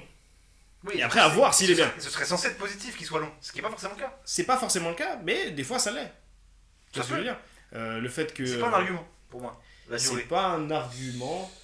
À part peut-être pour justifier le tarot. C'est ce que j'allais Et dire. encore, bon, Bah, pas. si Bah, de plus c'est en aussi plus un cher. indicatif du travail. Parce que quand t'attends un jeu, par exemple, on l'évoquera aussi, Hogwarts Legacy, dont les On va premiers en- leaks. On va en parler. Dont les premiers leaks sont sortis en 2018 et le jeu est sorti en 2023, ça justifie, la durée de vie, là pour le coup, justifie aussi l'attente que tu as eue, par exemple. Tu vois. Quand tu attends un jeu 5 ans, crois-moi que tu as envie qu'il soit long. Je peux comprendre. Tu vois ce que je veux dire? Tout ça GTA pour- 6, Tout ça pour un giga couloir finalement, c'est dommage. on va en parler. GTA 6, il sort l'année prochaine, il vient d'être, à l'heure où on parle, il Ah, vient c'est d'être reporté. S'il dure 15 heures, ils vont se faire chier dessus. Bien sûr, mais au Tu final, vois ce que je veux dire? la quête principale de GTA V, elle doit durer combien de temps en vrai? La quête... Non, c'est Que la très quête long. principale. Ah, c'est très long, mon gars. Ça, c'est long. Non, Oh, en c'est fait, très long. C'est là où Que la aujourd'hui, quête principale, si tu aujourd'hui- l'enchaînes, je pense que t'en as 20-25 heures. aujourd'hui le, Mais c'est déjà très long pour une quête principale. C'est un jeu standard. Tu vois ce que Je je veux sais dire? même pas. Hein. 20-25 heures, c'est à peu près la norme, tu vois. Je sais pas. non, pas pour une quête principale. En vrai, Aujourd'hui, regarde, les mondes ouverts, le truc qu'il faut, c'est un peu tout, c'est que tu vas rarement commencer l'histoire et la terminer sans interruption. bien sûr. Tu vas souvent t'éparpiller, commencer des quêtes secondaires. Moi, je pense à Ghost of Tsushima par exemple. Tu rencontres des grands bouts. Tu vas passer des fois 2-3 minutes. C'est pas lui, il l'a pas fait ce trou de balle. Il a Désolé, je sais pas pourquoi je. Donc, C'est de moi qui parlais. et t'as souvent des petites quêtes effectivement secondaires qui sont intéressantes et d'autres qui sont répétitives. Hogwarts Legacy, je suis pas un supporter de ce jeu malgré qu'il soit génial. Non, moi non plus. c'est de la merde. T'as beaucoup de quêtes, les quêtes de Merlin par exemple là, elles sont hyper répétitives je trouve. Mais ça, Et c'est pas tu une passes quête. tu passes un temps fou. Ça, c'est pas une quête, c'est du collectible. Ouais, mais pour moi je le compte et je le compte dans le temps de jeu. Non, c'est. Alors, c'est du temps de jeu, effectivement, parce que, encore une fois, si tu vises le 100%, et je crois que ça fait augmenter ce que tu peux Ouais. porter sur toi et tout Ouais, comme c'est ça. Si tu vises le 100%, ça tu vas le faire, mais c'est comme les noix de Korogu dans Breath of the Wild. Qui ici a fait toutes les noix de Korogu? Qui a joué à Breath of the Wild ici? Qui a fait toutes les noix? Non mais. Voilà, on s'en branle, tu vois ce que je veux dire? Si t'es dans la quête, si t'es comme Bleu, par exemple, et que t'es dans la quête du platine, tu vois, ça tu vas devoir te l'imposer. Tu vas devoir souffrir pour ça. Bien sûr. Mais ça reste du collectible. La quête en elle-même, les vraies quêtes secondaires où tu vas passer par plusieurs péripéties, etc., arriver à une conclusion, elles sont d'une autre qualité systématiquement. Et même là, on parle de Hogwarts Legacy, mais dans la plupart des jeux, tu vois. Et les trucs de collectible, t'en as partout. Moi, je prends l'exemple de Cyberpunk. C'est un monde ouvert. C'est un jeu que j'aime énormément. Mais, force est de constater que le jeu va te déclencher une quête. Il va te dire, va à tel endroit, bute tel mec. Ou récupère tel truc, ou machin, les petites, tu sais, les fixeurs quand ils te sortent des missions, bien sûr. etc. Hyper répétitif. Toi, tu l'as pas fait, c'est trop de balles. Et donc, C'est de bonne guerre. quand il te lance à une quête, en soi, la quête, elle suit une recette que tu as déjà fait, que tu peux faire 100 fois dans le jeu en fait. Tu vois, c'est les quêtes que le jeu va te proposer. En soi, c'est une petite quête, c'est une petite mission, entre guillemets. Donc effectivement, ça rajoute de la durée de vie. Sauf qu'à la fin, tu les fais plus parce qu'on a plein de cul en fait. T'as juste envie de Mais terminer oui. le jeu, etc. Mais Donc oui, c'est pour mais ça que ça, c'est encore... ajouter ça au monde ouvert, pour moi, enfin la durée de vie du jeu, c'est un peu fallacieux comme argument parce qu'en soi, oui, effectivement, ça rajoute de la durée de vie, mais ça rajoute pas à l'expérience de jeu. D'accord. Ouais. Ok, je comprends ce que tu veux dire. Maintenant, toi demain on annonce un jeu qui pourrait t'intéresser. Un jeu Senseiya. Le remake de Kotor, par exemple. Ou le remake de Kotor. Qu'on te dise. Non, vas-y, pas le remake de Kotor parce que là il y a l'aspect affectif. Un jeu qui t'intéresse, on s'en branle de ce que c'est. Qu'on te dise qu'il est de 30 ou de 50 heures. Si le jeu t'intéresse par son gameplay, par ce qu'il va raconter, etc., Bien sûr. tu vas l'acheter. Tu vois ce que je veux dire? Donc, finalement, c'est même pas vraiment un si gros argument de vente, parce que c'est juste un critère, finalement, du jeu. Tu vois. Oui. Donc là, le fait que GTA 6 fasse 200 heures montre en main, bon, pour GTA 6, c'est cool, parce qu'on attend quelque chose de grandiose, mais je veux dire qu'il fasse 50 ou 200, on s'en branle, finalement. On l'achètera, tu vois ce que je veux dire, parce qu'il nous intéresse. Donc, c'est pas si game changer, finalement, tu vois. Ça n'a pas de conséquences si grosses que ça, tu vois. Le fait qu'on rajoute de la durée de vie par les quêtes secondaires. Et là, je vais prendre un autre exemple. On a cité beaucoup d'exemples, on s'éparpille un peu, mais c'est aussi la magie Bien sûr, ouais. du direct. Enfin, direct pour Ça nous. va être la magie du montage après. Ça va être la magie du montage aussi. Mais un jeu comme The Witcher 3, Ouais. où quasiment, franchement, je vais m'avancer, et j'ai certainement tort, mais j'ai envie de le dire, 100% des quêtes secondaires sont géniales.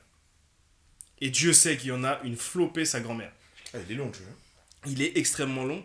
Pour avoir un jeu comme ça, de cette qualité-là, de ce résultat-là, mais tous les jours je signe. Oui, Tous les jours je signe. je l'ai pas fait. Ce trou de balle. C'est gros de balle. Non, mais c'est Ouais, un cas voilà. parmi tant d'autres. The Witcher, effectivement, on peut rien dire. Après, est-ce qu'il est représentatif du monde ouvert en Ouais, général c'est ça. Bah, c'est un monument. Donc voilà, Les jeux Ubisoft, les quêtes secondaires, la plupart du temps, elles te cassent vite la tête. le monde ouvert Ça Ubisoft, faut en dépend. parler. Ça dépend. Oui, on va Il y a une recette du on va monde ouvert évoquer. Ubisoft qui... Ça dépend lesquels. Mais d'ailleurs, Black Flag, parce qu'il faut en parler de Black Flag On quand même. parlera de Black Flag. Ah, on cite beaucoup de trucs là, mais. Ouais, allez, c'est incroyable aussi. avançons. Ouais. Donc pourquoi autant de monde ouvert aujourd'hui? On l'a dit, donc argument marketing, Ouais, extension de la durée de vie, voilà. expérience du joueur. Bah, il y a ça aussi, et puis le fait, je pense, Est-ce qu'il y a une mode? qu'il y a certainement une mode, et puis on habitue le consommateur aussi. Bien sûr. Il y a beaucoup de gros noms, là, on en a cité, je sais pas combien, beaucoup de grands noms qui sont sortis ces 15 dernières années, qui étaient des mondes ouverts et qui étaient des gros succès. Tu les habitues à cette liberté-là, c'est normal que le public veuille encore un peu plus, en veuille encore un peu plus.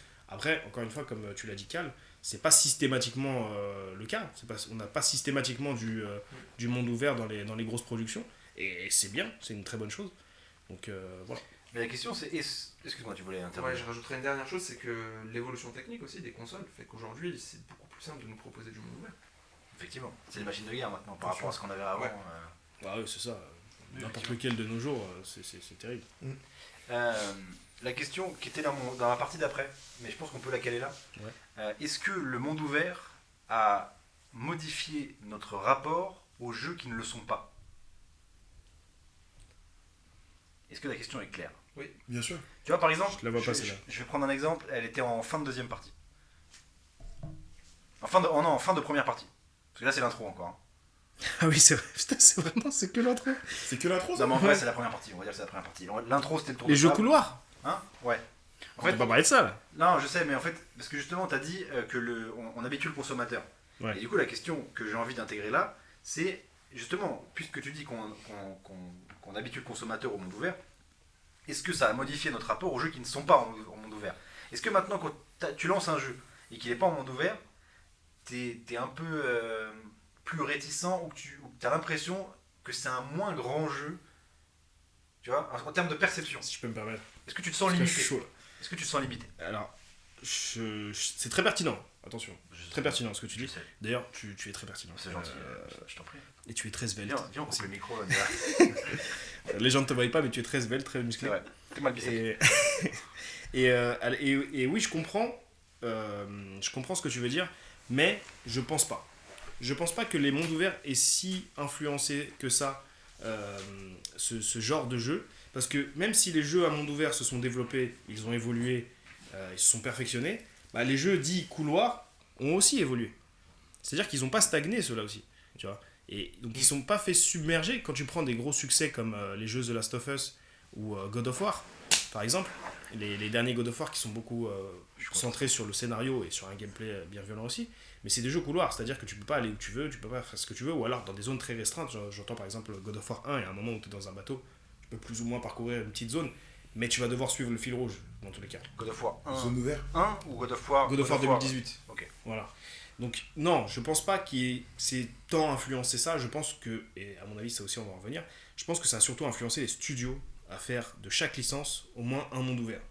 Ça, j'aimerais qu'on en parle après. Je sais plus dans quel On en cadre. parlera. On en parlera. Halo, J'ai- par exemple. J'ai un ils ont bon fait ça. exemple. Ouais, j'en ai un autre bien crade. Ah oui. Donc voilà, je pense que, en fait, quand quelque chose évolue, en même temps que la technologie, en même temps que tout ce qu'on a, le reste évolue aussi. Et les jeux dits couloirs aujourd'hui n'ont pas à rougir face à certains mondes ouverts. Et d'ailleurs, c'est très intéressant ce que tu dis, parce que tu dis que les jeux en couloir évoluent. Last of Us 2, par exemple, inclut une zone en monde ouvert. Mm. Quand tu arrives à Seattle avec Ellie et Dina, il y a un moment où on te laisse avec une carte, et tu as une zone entière que tu peux explorer. Mm. Et il y a très bien des trucs à côté desquels tu peux passer. Et il y a une espèce de petit monde ouvert au milieu du couloir. Mm. Et je trouve que c'est intéressant d'incorporer une mécanique plus libre dans un jeu qui est assez dirigiste. Oui, Par et puis sur une période donnée, quoi. C'est ça. C'est très intéressant, mais c'est pour ça, c'est dans ce sens-là. C'est dommage que le jeu le refasse pas par la suite d'ailleurs. Ouais. Ça fait un peu genre, on a mis ça là et en fait on l'a pas refait après. C'est ça. Mais c'est cool. cette Hmm. zone-là. Exactement. Vous Moi, je pense que dans le cerveau du consommateur, si, aujourd'hui, les jeux qui ne sont pas des jeux en monde ouvert, quand ils se veulent être des AAA, ils sont parfois plus difficilement... ils sont moins bien accueillis. Alors quand c'est bien fait, un très bon jeu couloir, t'en as cité plusieurs, c'est excellent. Mais c'est difficile aujourd'hui de sortir un jeu qui n'est pas un monde ouvert et que ce soit une réussite. Bah déjà le terme jeu couloir est presque péjoratif.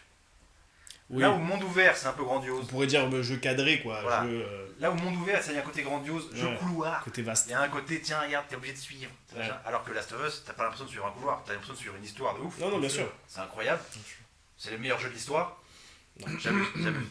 Mais, tu vois, c'est pas un couloir. Non, bien sûr. Après, on se comprend entre nous. Oui, bien sûr. Et on espère que les gens nous comprennent. Bien sûr. Comprenez-nous et abonnez-vous. Mettez la cloche. Ouais. Lim, Faites ça. t'as pas de réponse à cette question, tu t'en bats les couilles. Tu veux partir? Après, il a beaucoup bien parlé au début là. Là, j'ai. Ah, mais c'est vrai qu'après, c'est très, très précis. C'est très. En fait, difficile à quantifier. comment dire, le rapport entre quel terme t'as utilisé à la place de Jeu couloir. Ouais, Mais cadré, quoi. Un jeu linéaire, on va dire. Est-ce que quand tu parles du jeu cadré, vous mettez que la partie histoire ou la partie en ligne? T'as un exemple pour sujet, ouais. préciser ta question? Parce que l'exemple que moi j'avais, c'était lorsque je jouais à Call of Duty avec mes potes. Quand je jouais à Call of Duty mode zombie avec mes potes, c'est que il avait évolué entre temps le mode zombie. Donc ça avait vraiment axé le côté un peu monde ouvert. Et en face, on avait l'habitude de jouer entre guillemets dans une zone très restreinte. Et je trouvais quand même que j'avais plus de plaisir à jouer justement dans l'ancienne version que dans la nouvelle, sachant qu'ils avaient rajouté le monde ouvert. Oui. Mais ça rejoint ce qu'on va Oui, dire à un des moment, fois, avoir c'est un pas cadre. toujours nécessaire. Donc c'est pas tout le temps Ouais. nécessaire effectivement de Mais incorporer le monde ouvert. mais il y a la notion de liberté, et c'est d'ailleurs la deuxième partie à laquelle je pense qu'on va commencer à. Je sais pas, en fait, t'as fait des choses dans le désordre, donc je sais pas où t'en es. Bah là, en fait, on en est à la partie 1. Monde ouvert égale liberté. Parce que Ok. quand on jouait au mode zombie, à l'époque, le premier, les Black Ops ou autre, c'est pas du tout la même chose que le dernier qu'on a joué ensemble. C'est pas du tout la même chose. Après, je pense qu'il y a aussi un petit côté nostalgie. Tu penses que c'est la nostalgie qui fait La nostalgie joue beaucoup. Et l'habitude aussi. l'habitude? L'habitude, il y a plein de jeux qui ont changé de ton, qui ont changé de registre avec le temps, et ils ont perdu des joueurs entre temps. Bah, typiquement, le mode zombie, moi je l'avais testé avec Breu et toi. Parce qu'il y a un mec qu'on connaît qui s'appelle comme ça. Oui. Voilà. Non. C'est un bruit. Ah oui, c'est vrai qu'il faut préciser. Oui, Breu, c'est quelqu'un. Et c'est quelqu'un qu'on voit, hein. C'est-à-dire Non, qu'on on est plusieurs connaît. à le voir. On est Une que- identité. Et donc, Breu et Cal, on avait testé le mode zombie. Et c'est vrai que j'avais testé aussi celui sur Black Ops 1 ou 2. Où tu étais dans une petite zone, fallait choper des armes au fur et à mesure, tu te chiais dessus parce qu'ils arrivaient n'importe où et tout. Alors que là, c'est bizarre en fait. T'avais une giga zone, et en plus les zombies sont chelous, et là ils font de la lumière. J'ai trouvé que ça partait trop dans tous les sens. Exactement. Alors que le côté claustro du mode zombie que je faisais à l'époque, il marchait mieux parce que tu étais dans une zone fermée. Ouais, mais il y a combien de temps qui s'est écoulé entre les deux? Bien sûr. Mais Il faut innover aussi pour les studios, ils sont obligés. Mais ce que tu dis permet de Proposer rebondir, Lim, sur le fait que la liberté apporte pas forcément toujours en plus. Bien sûr. D'autant que la liberté, parce que c'est le point d'après, c'est la liberté des jeux open world. La liberté dans un jeu, elle est quoi qu'il arrive à prendre avec des pincettes, puisque quoi qu'il arrive, tu es libre dans le cadre que te laissent les développeurs. Donc en réalité, t'es pas libre dans un jeu. Comme dans la vie, t'es pas libre. La liberté s'arrête là où commence celle des autres. Voilà. Là, la liberté dans un jeu s'arrête là où les développeurs ont dit non, stop. Ah, Là où- Minecraft, Effectivement, Minecraft pour le coup, je c'est. mets une mention. c'est Minecraft, c'est peut-être l'exemple qui confirme la règle. Minecraft, Ouais, c'est effectivement. ça. Parce que j'en ai pas d'autres de ce style. Bah, Et encore, je suis No pas- Man's Sky, des trucs comme ça, Alors, où tu peux ouais. aller sur plein de planètes qui sont générées T'es- procéduralement et tout. T'es libre d'une certaine. Jusqu'à une certaine limite dans Minecraft. Tu peux pas faire tout ce que tu veux. Non, en mode créatif. Mais en mode créatif. Alors tu peux construire ce que tu veux, mais le jeu a ses limites. Après, t'as Ah oui, l'avantage C'est des jeux limite PC, de c'est que l'inventaire, c'est quoi. Bien sûr. l'inventaire, La je sais technique. pas, ouais, la technique. T'es limité en termes de mobs, t'es limité. Enfin, il y a plein de choses. Après, oui, c'est un bac à sable, donc tout ce que le jeu te permet, tu peux le faire. Enfin, mais ça reste encore limité, j'ai envie de dire. Bien sûr. De toute façon, on est toujours limité. Mais Il y a même des gens qui sont très limités. je pense que dans la vie. Psychologiquement. jeu en monde ouvert ne veut pas dire liberté, mais en tout cas, un jeu en monde ouvert, on peut l'évaluer par rapport à la sensation de liberté qu'il te procure. Effectivement, ça c'est C'est important. très. L'illusion de c'est très, liberté. ouais. Sea of Ah, il a Thieves, pas par d'illusion, exemple. tu vois, comment tu diriges les choses, il a Ouais. dit la sensation. Oui, Sea of Thieves, mais les gens, mais tu me justement. permets. Non, j'en prie. Mais le jeu cherche à te donner une illusion de liberté. Mais c'est pas Non, forcément c'est négatif. C'est pas une illusion. Parce que là, c'est La péjoratif. sensation, tu l'as. Parce que t'aimes pas ça, tu vois, c'est comme C'est ça. pas que j'aime pas ça, voilà. On me caricature. Vas-y, excuse-moi, si Je prends l'exemple de Sea of Thieves. T'as une sensation de liberté folle dès que tu montes sur ton bateau et que tu lâches dingue. l'encre, C'est dingue. tu déploies ta voile et t'as l'impression que le monde est à toi, alors que la map est pas si grande, tu vois. Enfin, et Comme Black Flag. peut-être, j'ai jamais joué malheureusement. Il est génial, Black Flag. Mais ouais, cette sensation de liberté où tu prends la mer et puis après. Ouais, je comprends. Après, il y a aussi, on parlait de ça tout à l'heure avec les jeux un peu super-héroïques là, dans les années 2000. C'est peut-être aussi le fait de. La manière de se déplacer avec le bateau. Oui. Sur les mers, avec C'est le kiffant. vent, t'es dans la nature. Peut-être que ça nous titille Ça un peu évoque plus. déjà une forme de liberté. Voilà, exactement. Et c'est d'ailleurs tout à l'honneur de ces studios qui ont utilisé ce truc-là et qui l'ont bien fait. Mais ouais, non, ça vient peut-être aussi du mode de déplacement, comme on disait tout à l'heure. Bah, c'est sûr que si tu pouvais que marcher par exemple, et que c'était un simulateur de randonnée, t'es peut-être méga Ça libre. casse les couilles, ouais. Mais c'est chiant. Ouais, ça casse les Tu couilles. Tu vois, peux avoir ou- une map C'est gigantesque. ça, tu vois, ou Truck Simulator, peut-être c'est génial, tu vois, mais rouler en camion, bon. Non, c'est sûr. Et c'est là où moi j'ai pas cette sensation de liberté, c'est sur GTA, où en fait t'as tellement des moyens de locomotion fous que tu ressens rapidement la limite de la map. Ah oui. Tu te sens vite à l'étroit en fait dans le jeu. Mais justement, donc, c'est le point. On en est où là? donc, Sensation de liberté. monde ouvert égale liberté, avec un point d'interrogation qui est Ouais. important. Monde ouvert égale liberté. Du coup, géographique. Donc, il y a deux libertés qui se cumulent dans un monde ouvert, en tout cas dans un bon monde ouvert. C'est la liberté géographique et la liberté scénaristique, dont tu parlais dans Skyrim par exemple. C'est que tu peux décider de faire l'histoire dans un ordre précis, tu peux même décider de ne pas la faire, d'envoyer chier Grisbarbe et de faire autre chose. Bien sûr. Et tu as la liberté géographique, qui est le principal argument du monde ouvert, c'est que tu peux aller où tu veux. En quoi cette liberté a un impact sur l'expérience et sur l'histoire du jeu, sur le scénario. Alors, la liberté géographique, c'est génial.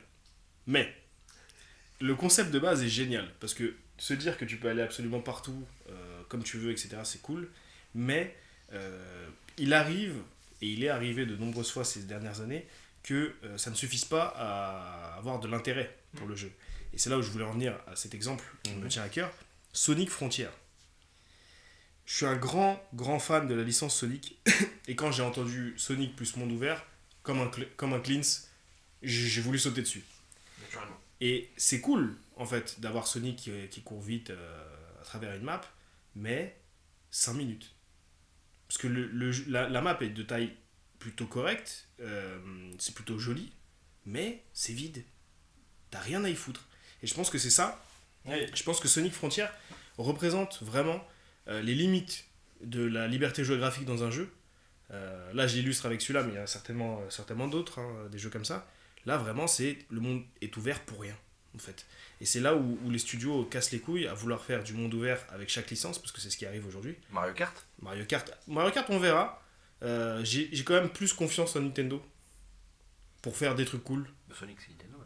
Non, c'est toujours Sega. Ils sont Ils ont pas éditeurs été tiers. rachetés. Ok. Ils sont éditeurs tiers. Ils veulent faire des mondes ouverts avec toutes les licences, sauf que ça fait pas toujours mouche.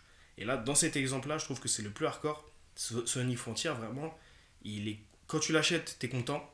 Quand tu y joues, t'es content. Mais c'est montre en main, c'est 10 minutes. Au plus de 10 minutes, ça te casse les couilles. Surtout que l'histoire est pas forcément intéressante. C'est vraiment un prétexte, en fait. Ouais. Le monde ouvert était vraiment le prétexte du jeu. Ouais. Je pense que tu peux On pas regardait partir. Sonic en monde ouvert. Voilà. Et je pense que tu peux pas partir de ce postulat de départ-là. Ouais. Il faut vraiment que le monde ouvert serve l'idée derrière le jeu, un concept de base ou quelque chose, plutôt que de faire tourner l'intérêt de ton jeu autour uniquement du monde ouvert.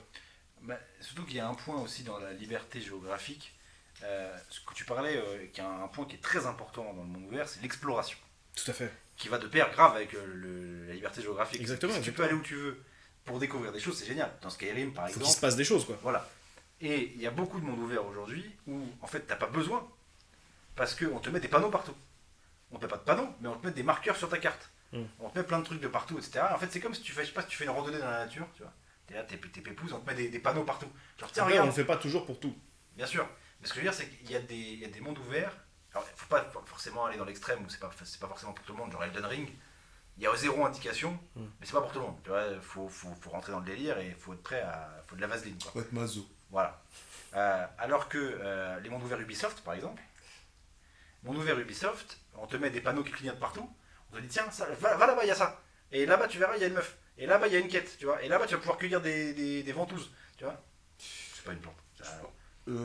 C'est pas souvent lié à la difficulté au niveau de. Souvent, je vois que les C'est vrai que éditions ça peut être. le font souvent. Je ne sais pas. C'est qu'en fonction de la difficulté que tu choisis, Ah, il y a moins de. Il y a des plus jeux qui moins proposent cette marquant. option. Ouais. t'orienter Ok. ou tu peux décider de ne pas l'être en prenant Il y a des jeux qui proposent cette option, c'est Ah, sûr. peut-être que dans les menus, tu peux Je sais pas si c'est désactiver toujours les lié à la difficulté, Enfin, moi, mais je crois que ça m'est déjà arrivé plusieurs fois que je tombe sur un jeu, j'ai pas d'exemple là, où tu peux soit vraiment avoir les indicateurs sur la map, comme tu viens de le décrire par nos amis de chez Ubisoft, soit vraiment c'est full exploration. Mais Il faut que tu passes à côté d'un truc pour savoir qu'il est là. Breath of the Wild, par exemple, jouait bien avec ça. C'est-à-dire que quand t'allais dans les tours, t'avais 2-3 infos, il me semble, sur ce qu'il y avait autour, etc. Bah, fallait débloquer toutes les tours. Ouais, c'est ça. Mais ça t'indiquait pas forcément tout ce qu'il y avait dans voilà. la zone, tout ce qu'il y Et avait à côté de faire. ça, le jeu, il te laisse un peu dans ta merde au début quand même, tu vois. Et Complètement. c'est méritoire. C'est même plutôt déstabilisant. C'est Ils presque ont eu des Elden grosses Ring, hein, couilles, en vrai, Breath of the Breath of the Wild, Wild. c'est presque Elden Ring, même, enfin, même. Non, quand même. Il est sorti différent. avant, donc c'est presque. T'as quand même des indications sur ce qui va se passer. Bien sûr. Mais tu sais où est-ce que tu dois aller, tu vois. Et puis à côté survie en plus qui s'ajoute Voilà. dans le truc, franchement, le jeu il te fait pas de cadeau au départ. Il te met là et tiens, démerde-toi quand même. Ça m'avait beaucoup surpris à l'époque. Grave. C'est un choc. Hein. J'avais jamais joué à un Zelda en monde ouvert. Et le fait que tu puisses, dès les premières minutes du jeu, aller affronter le boss final, m'avait surpris. En fait. Ouais, si tu le souhaites, tu peux y aller tout de suite. Tu vas te faire sauvagement casser le cul. Sauvagement blessé. Mais ouais, tu peux y aller direct. C'est terrible. Non, c'est un exemple incroyable. Après, des jeux qui brillent comme Breath of the Wild, il n'y en a pas non plus 10. Hein. Donc, surtout chez les mondes ouverts. Mais effectivement, cette recette-là de full exploration, d'aller chercher des choses, Skyrim a un peu ce côté-là aussi, je trouve que si tu couples ça avec une liberté géographique et une carte qui te donne envie, parce qu'il y a ça aussi, il faut que la carte elle t'appelle un peu, tu vois, qu'elle te donne envie d'aller chercher des machins, etc. C'est génial. Là pour le coup, c'est vraiment génial. Ça te donne envie d'aller. Mais c'est pas systématique parce que par exemple, Ghost of Tsushima, pour en revenir à ce chef-d'œuvre, t'as quand même pas mal d'indications sur la carte, notamment des quêtes secondaires, notamment des trucs importants et les quêtes principales, mais t'as quand même énormément de choses à découvrir. Où là, il faut passer à côté pour savoir que c'est là, tu vois. Ou alors, il faut avancer dans une quête secondaire pour débloquer ce truc-là. T'as même des trucs sur des indices où tu dois retrouver cet endroit-là sur la map, tu vois, de manière vraiment en exploration. C'est super chaud. Mais voilà, je pense qu'il y a un équilibre entre toutes ces choses à avoir, en fait. Il n'y a pas ça dans Breath of the Wild aussi? De quoi? C'est dans quoi ça? Faut retrouver. Tu sais, avec la tablette et plein de trucs, faut retrouver des photos. Si, Ah, si, si, ouais. Les souvenirs, là. C'est une galère ça. Mais Solus. pour en revenir à Ghost of Solus sur Tsushima, Google. là où ils font les choses bien, mais parce qu'ils misent sur l'immersion, c'est vraiment un jeu cinématographique. Ah ouais. l'ATH est complètement vide, t'as rien. Ça, c'est génial. Quand tu joues, t'as rien, t'as ta barre de vie en bas, mais sinon t'as rien d'autre. Et t'as Même beaucoup de jeux, l'itinéraire. notamment l'Assassin's Creed, Ouais.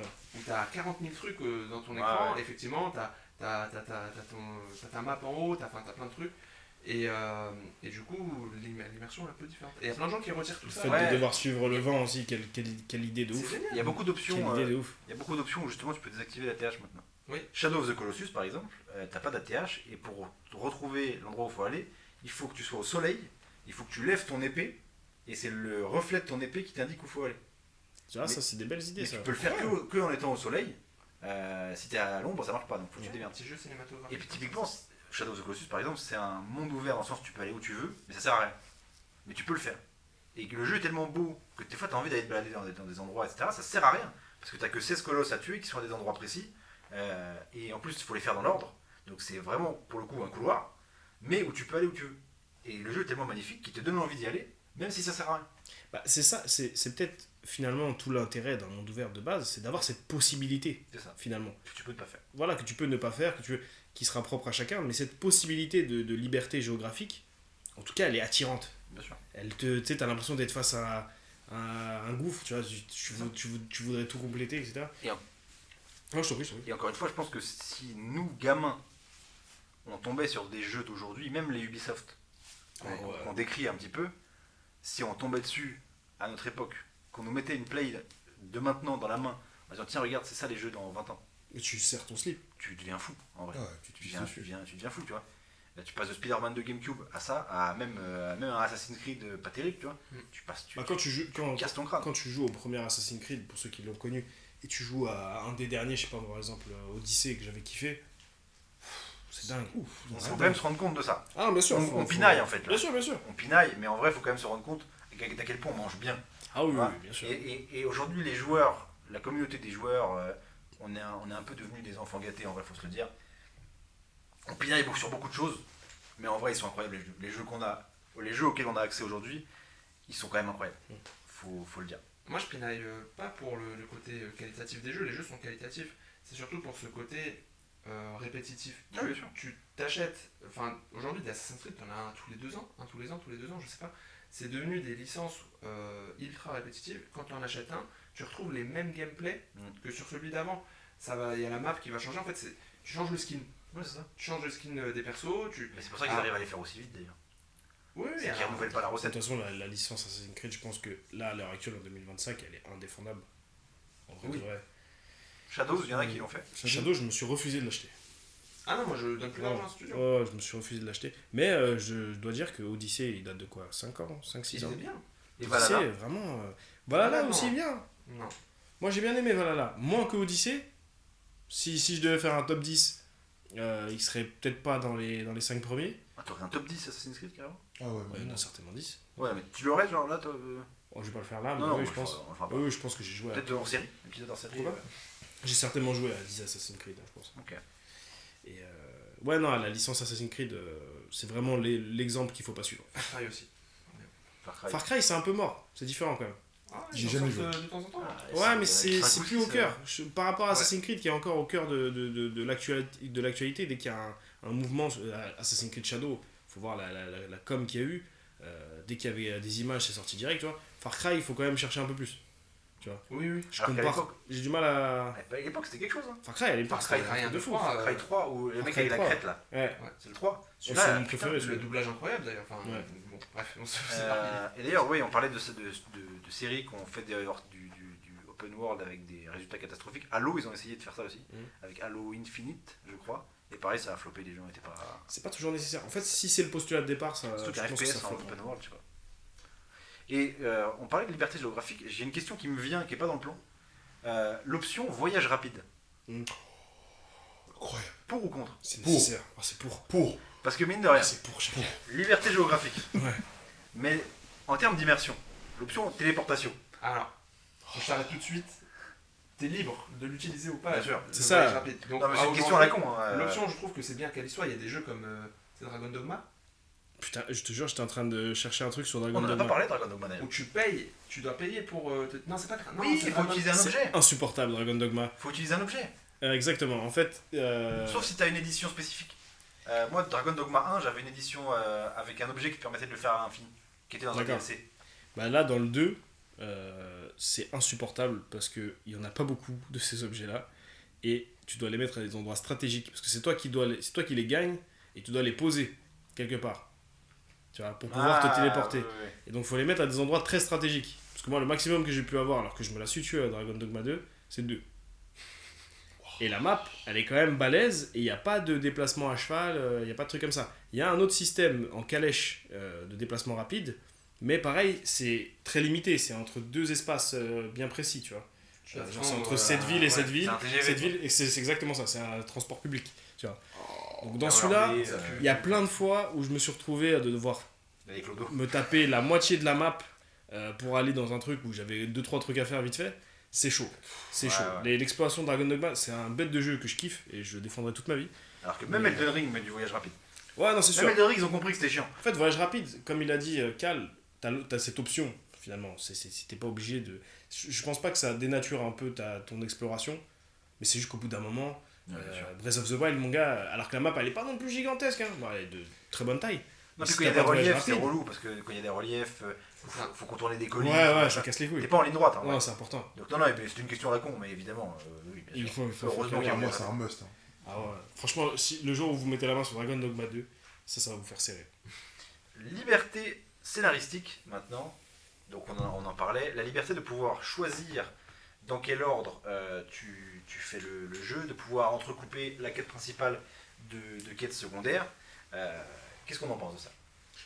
Est-ce que tu incorpores aussi le fait d'avoir les choix à conséquences Alors, là-dedans? Est-ce que c'est à ce moment-là qu'on en parle? Moi, c'est pour ça. Excusez-moi, je Choix dois signer. scénaristique, est-ce que tu parles des choix à conséquences ou pas du tout? La liberté scénaristique.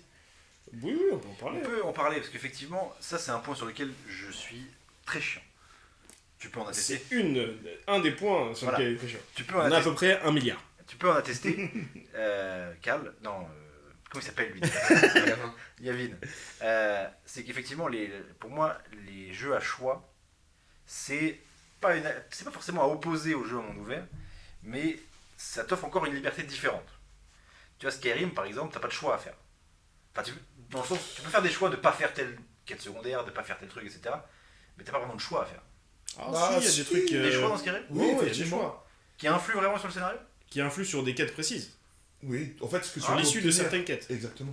Ah, genre tuer tel mec, tuer tel Voilà, exactement. pas tuer tel mec. Ne ouais. pas le tuer, tu peux D'aller avoir une arme, dans tu ce peux- sens-là ou dans l'autre. Ouais. Non, je suis pas d'accord. Mais il n'y a pas des réels impacts vraiment majeurs sur un choix précis. Voilà, C'est pourras pas mal dans dur. tous les cas. Voilà, tu pourras pas. Dans tous les cas, tu vas finir de la même manière la quête principale. C'est pas en tuant telle personne que finalement tu vas pouvoir finir ton histoire. Ça n'a pas une grande influence. Exactement. Donc qu'est-ce que l'on pense de ça? Parce que je voudrais parler d'une trilogie. Mass Effect. Mass Effect, c'est des couloirs, grosso modo. C'est pas de monde ouvert. Mais justement, le jeu, et encore plus Baldur, qu'on a tous découvert cette année, c'est incroyable. Le jeu te laisse les clés et te dit tiens, choisis.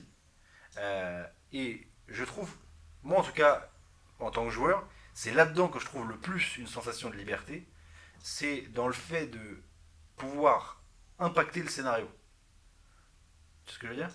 C'est-à-dire que Skyrim, effectivement, la quête principale, si on prend l'histoire principale de Skyrim, t'as de l'impact dessus parce que tu l'as fait, et que c'est toi qui fais. Forcément, si tu meurs, tu la complètes pas, quoi. Mais t'as pas d'impact, quoi qu'il arrive, tu la suis. C'est une autoroute que tu peux entrecouper de quêtes secondaires, que tu peux entrecouper des trucs, mais quoi qu'il arrive, c'est une autoroute. Alors que moi, je trouve que la vraie liberté scénaristique, c'est d'avoir un impact sur l'histoire. Et typiquement, Mass Effect ou Baldur, vraiment, le jeu te laisse les clés, et Baldur, même le jeu te donne la possibilité de te mettre dans la merde, carrément, avec les choix que tu vas faire. En laissant crever tel perso, ça se trouve, à la fin, tu vas te dire, putain, finalement, elle m'aurait été utile ici, ou machin, etc. Et ça, je trouve ça génial, parce que le jeu te laisse une liberté, pas totale, évidemment, mais te laisse une liberté dont tu as l'impression qu'elle est totale, pour avoir un réel impact sur la suite de ton aventure, qui ressemblera pas à l'aventure de ton voisin, par exemple. Alors, je suis complètement d'accord avec ce que tu dis, mais là où j'ai du mal à prendre ce point, parce que ça, c'est un des sujets qu'on a eu tous les deux De multiples fois. c'est que moi, j'ai pas l'impression que l'un soit opposé à l'autre, en fait. j'ai pas l'impression que c'est soit jeu couloir à choix multiples, soit monde ouvert exploration. Mais j'ai Je pas pense que l'impression c'est qu'on deux trucs différents. Tu on vois. n'a jamais eu de jeu qui faisait les deux, de mémoire. Non, peut-être que ça Cyberpunk. arrive. Voilà. Cyberpunk, l'histoire est quand même très couloir, quoi. Ouais, mais t'as des choix. T'as des petites alternatives. Baldur, pour le coup, il a ça, et il a un monde, on a dit, des zones ouvertes un peu. Oui, C'est peut-être le meilleur compromis entre les deux mondes, en fait. Ouais, effectivement. Peut-être. Et j'espère que ça va ouvrir la porte à d'autres trucs En comme fait, ça. c'est Possible. là où le monde ouvert est limité dans sa conception, c'est qu'un jeu couloir, comme on n'arrête pas de le dire depuis tout à l'heure, tu sais que le joueur va passer à tel endroit, à tel moment, et il n'a pas le choix. Il est obligé d'y passer. Donc scénaristiquement, c'est beaucoup plus simple d'y incorporer plein de choses parce qu'il ne pourra pas aller voir le mec à l'autre bout de la map avant de passer par là. Ouais. Et faire des jeux à choix ultra complexes en monde ouvert, je pense pas Bien que ça sûr. peut marcher. Évidemment. Mais est-ce que la liberté scénaristique d'un monde ouvert, à quel point la liberté que t'offre un jeu en monde ouvert impacte le scénario et la liberté que t'as dessus? Moi, j'en vois pas personnellement. Enfin, quoi qu'il arrive, si t'avances pas sur ton histoire principale, il y a forcément un moment où tu seras bloqué. Peut-être pas Bien dans sûr. ton exploration, mais en tout cas dans l'évolution que tu vas avoir dans le jeu. Donc oui, tu peux gérer ton temps de jeu, on va dire, mais c'est tout quoi. Enfin, je vois que ça. Donc, pour rappel, là on en est à l'étape de quel est l'impact de la liberté sur le scénario D'un jeu à monde ouvert. d'un jeu à monde ouvert et est-ce que cette liberté permet de raconter une histoire mieux ou différemment? Moi, je pense que, comme je disais tout à l'heure, les deux sont pas à opposer, les jeux à choix multiples et les mondes ouverts. Je pense que c'est une manière différente d'aborder un jeu. Cette sensation de liberté, cette sensation d'exploration, tu l'as pas dans les jeux couloirs, dits couloirs avec des choix. Donc c'est l'un ou l'autre, plus ou moins. Comme on a dit, il serait difficile de mêler les deux. Moi, j'ai l'impression qu'on parle vraiment de deux genres bien distincts, qui ont tous les deux leur place dans le game, sans mauvais jeu de mots.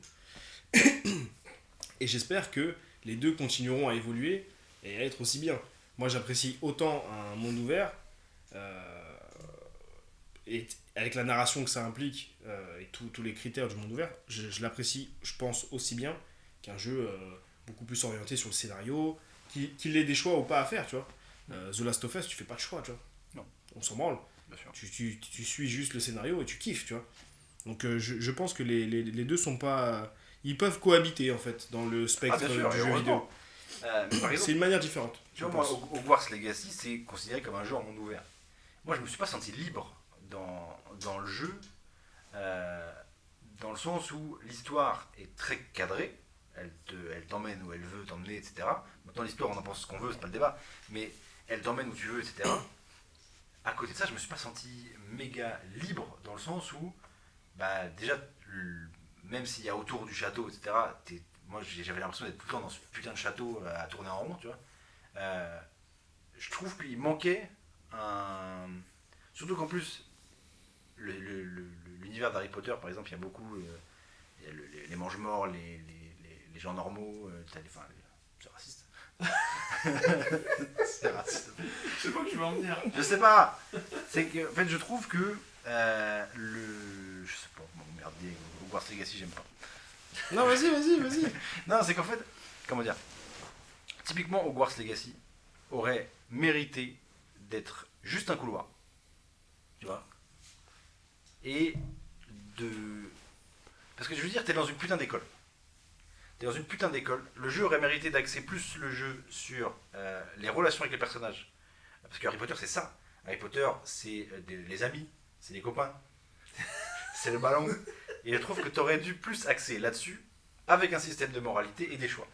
Parce qu'au final, moi je trouve que dans Hogwarts Legacy, j'ai passé mon temps à tourner dans ce putain de château. Même le balai, j'en ai pas fait beaucoup parce que ça me faisait chier.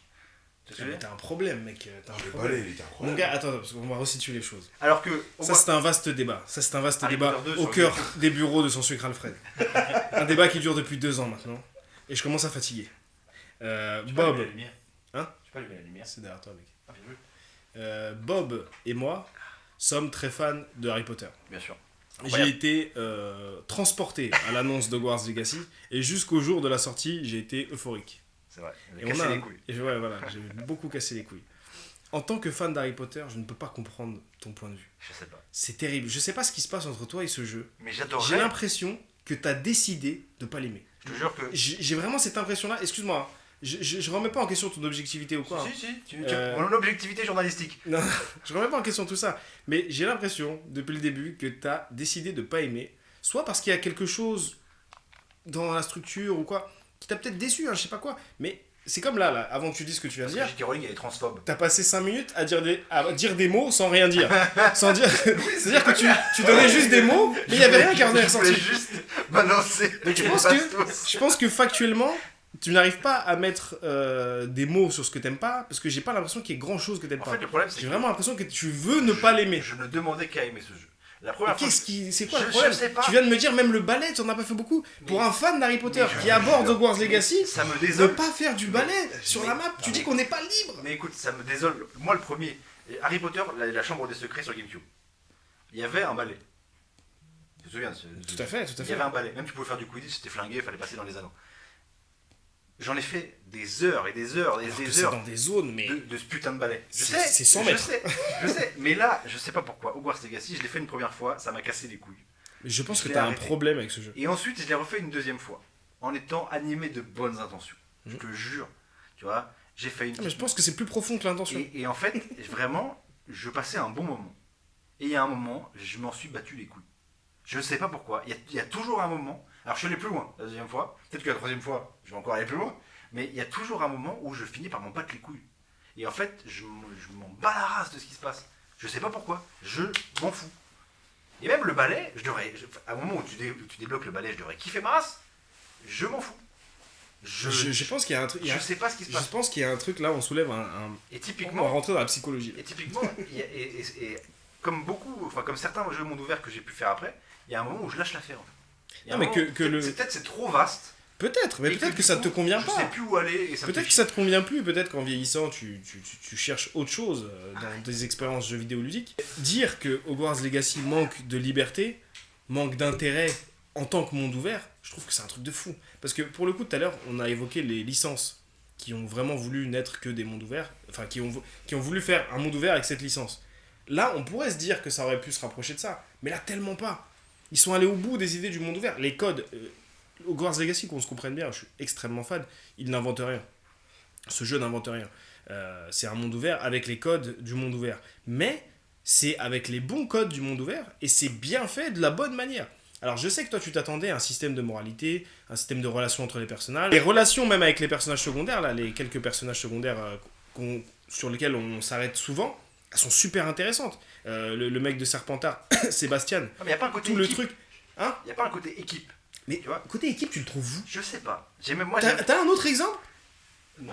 Ça n'existe pas, gros. Non, mais ce que je veux dire, Tu c'est demandes à Hogwarts Legacy d'être un jeu inventer qui n'a pas et qui n'existe pas. Il faut inventer des Dans choses. quel sens est-ce qu'il veut... En fait, il dit que. T'as vu dans Hogwarts Legacy, t'as ta pote chez les Gryffondors. Comment ça Cette meuf là qui vient de la fameuse école super connue. Et d'ailleurs, il se pourrait que dans Hogwarts Legacy 2, il y a une rumeur qui veut ça, qu'on puisse y faire un tour. T'as cette meuf là, t'as le mec chez Serpentard là, Sébastien. Avec l'aveugle aussi. T'as ouais exact, au Minis.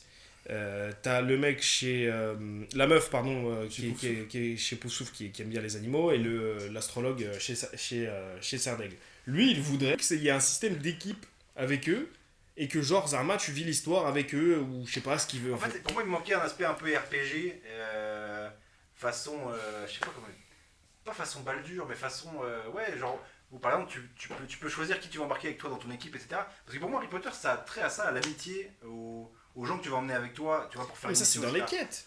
Mais je trouve que c'est Ça, pas trop t'as cette expérience-là à travers les quêtes que tu fais avec certains personnages. Oui, il y a des quêtes avec Sébastien qui sont sympas, par exemple. Parce que je suis pas, Sébastien est au Minis, il y a des Totalement, moments où t'es bien trois. sûr, mais je suis pas totalement à l'encontre de ce. Oui, bah même quand tu apprends le sortilège de Loris, Tout à fait. bien sûr. Non, mais je suis pas contre le jeu. Mais je sais pas. Je pense que t'as un problème avec Il ce y a jeu. toujours un moment où je finis par m'emmerder, quoi. Non, mais après, peut-être que Moi j'ai le eu ce style de monde problème-là ouvert. avec Hogwarts Legacy aussi, tu vois. Ah, et lui, on lui dit rien. Non, mais Attends, le on jeu va est se génial.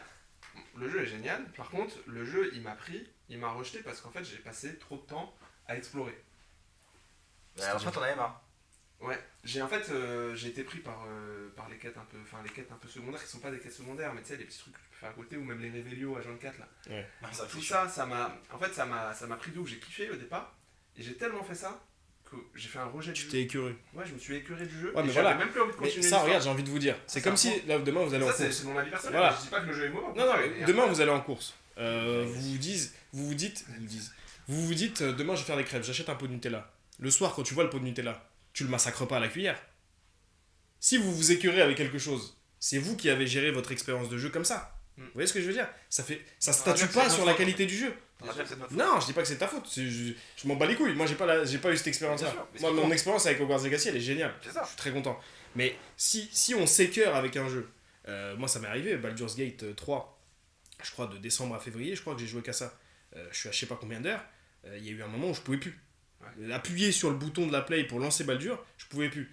C'est revenu très vite. J'y ai rejoué très vite. Ça a dû durer 10 jours, ce break. Mais voilà, quand tu t'écœures avec un jeu, ça ne veut pas dire qu'il est mauvais, c'est ça que je veux Ah, dire. je dis pas que Hogwarts Legacy est mauvais. Ah, tu l'as dit. Tu l'as dit. Non, mais c'est pour faire un peu de divertissement. Ah, Non, tu non, l'as bien dit. sûr. Moi, c'est juste que vraiment, Et quoi qu'il arrive, il y a beaucoup de jeux en monde ouvert où il y a un moment ou un autre. Un moment, ça y est, tu fais voyage rapide, et t'enchaînes les quêtes en fait. Il y a plus C'est de. toi qui le vis comme ça, mec. Tu vois, je trouve qu'il y a un moment où. Donc, Tu rushes. Ça veut dire Sur que la fin, pour quoi. certains, morale de l'histoire, trop de liberté tue la liberté. Bah en fait, je pense que quand on t'offre quelque chose, quand tu as la possibilité de faire quelque chose, ça veut pas dire que tu dois le faire à foison. Ça veut dire que tu dois te la tuer à foison. Parce que c'est normal que ça va te casser les couilles au bout d'un moment. C'est sûr. Genre, Breath of the Wild, si tu fais que du voyage rapide, imaginons que tu as débloqué toutes les tours, tu as toute la map. Tu fais que du voyage rapide, tu vas faire un truc ici, tu vas faire le truc ici. C'est du taf en fait. Tu es en train de travailler, t'es pas en train de t'es pas en train de te détendre, t'es pas en train de Si t'as kiffer. débloqué toutes les tours, c'est que t'as bien exploré d'abord. Oui, bah non, soit les tours tu les vois, Naturellement, tu le fais assez rapidement. Mais là, je veux dire, là, c'est un truc de tryharder, tu vois, comme ils disent les jeunes. C'est un truc de. C'est un truc.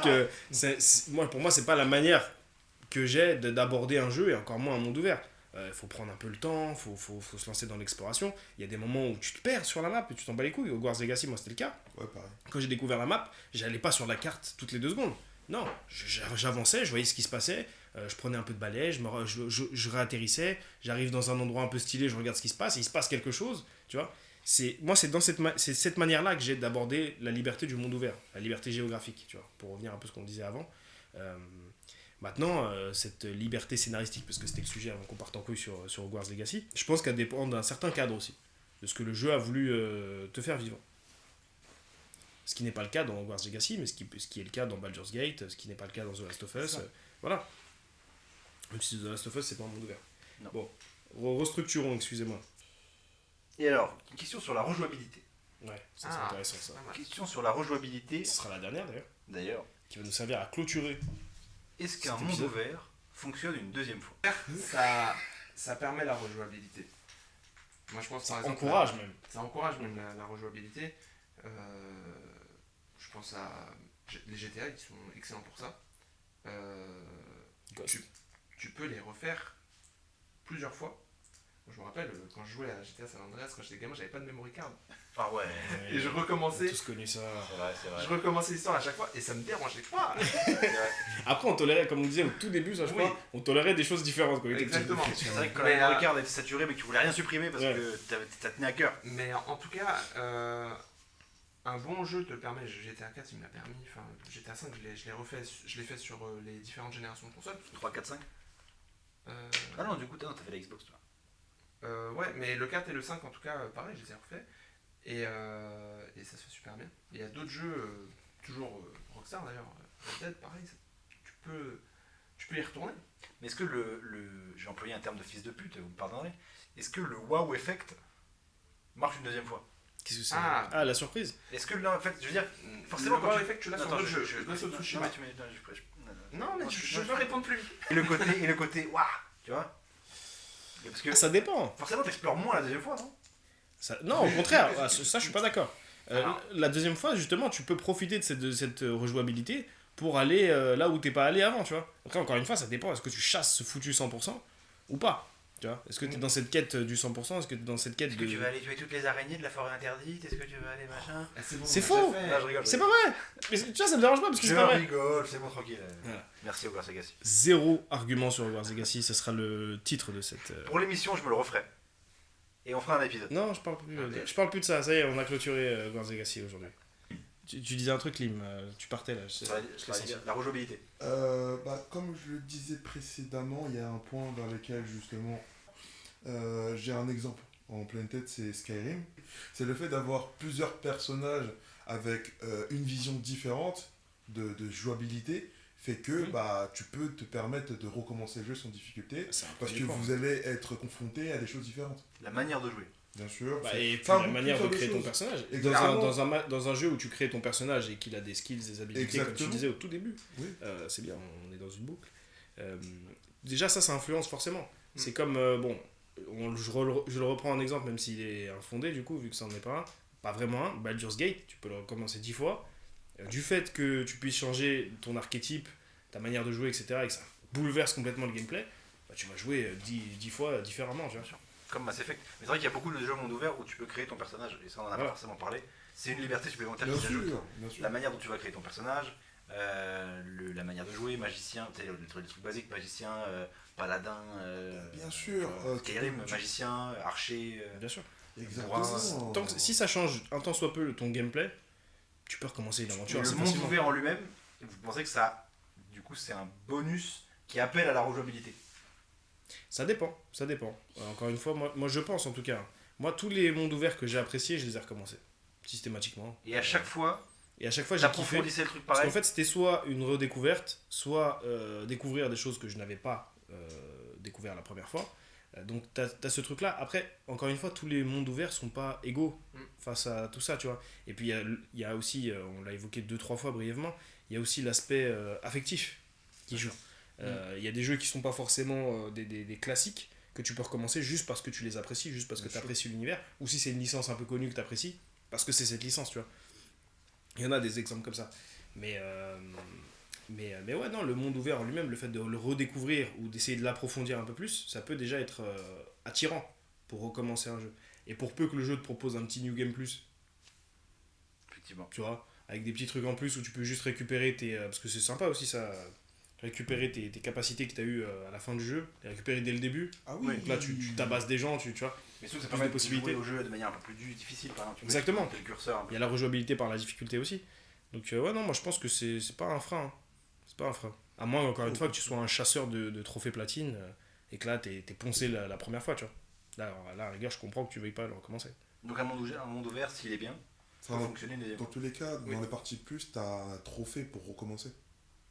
En général. Oui, c'est pas faux. Ouais, ouais. Ah oui, donc oui, ça s'y prête complètement. Ah finalement. oui, Ouais. clairement.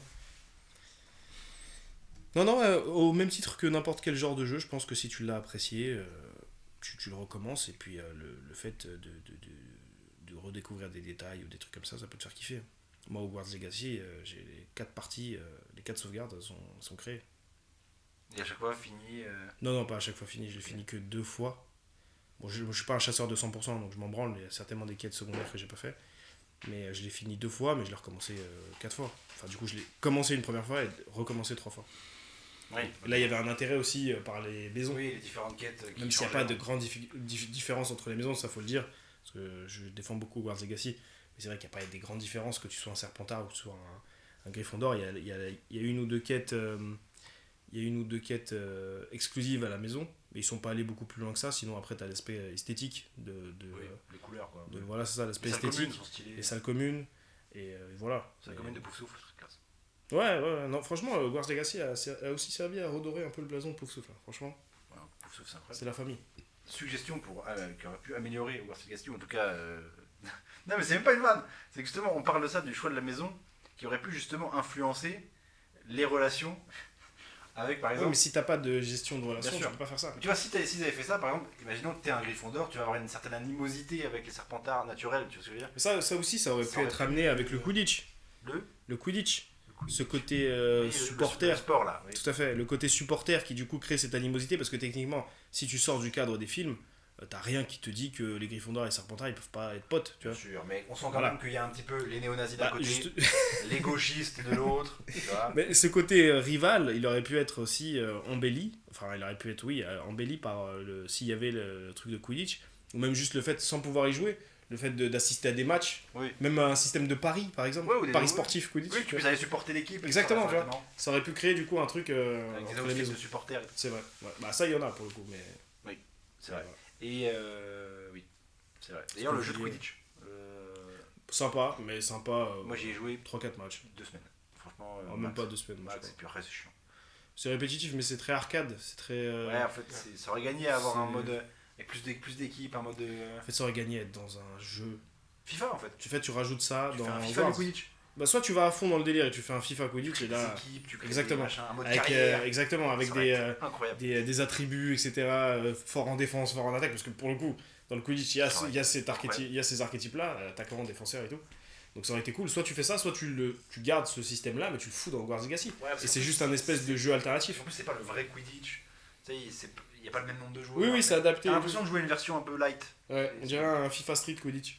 C'est dommage. Mais Bizarre. c'était une bonne idée, c'était sympatoche. Ah, c'est cool que ça existe.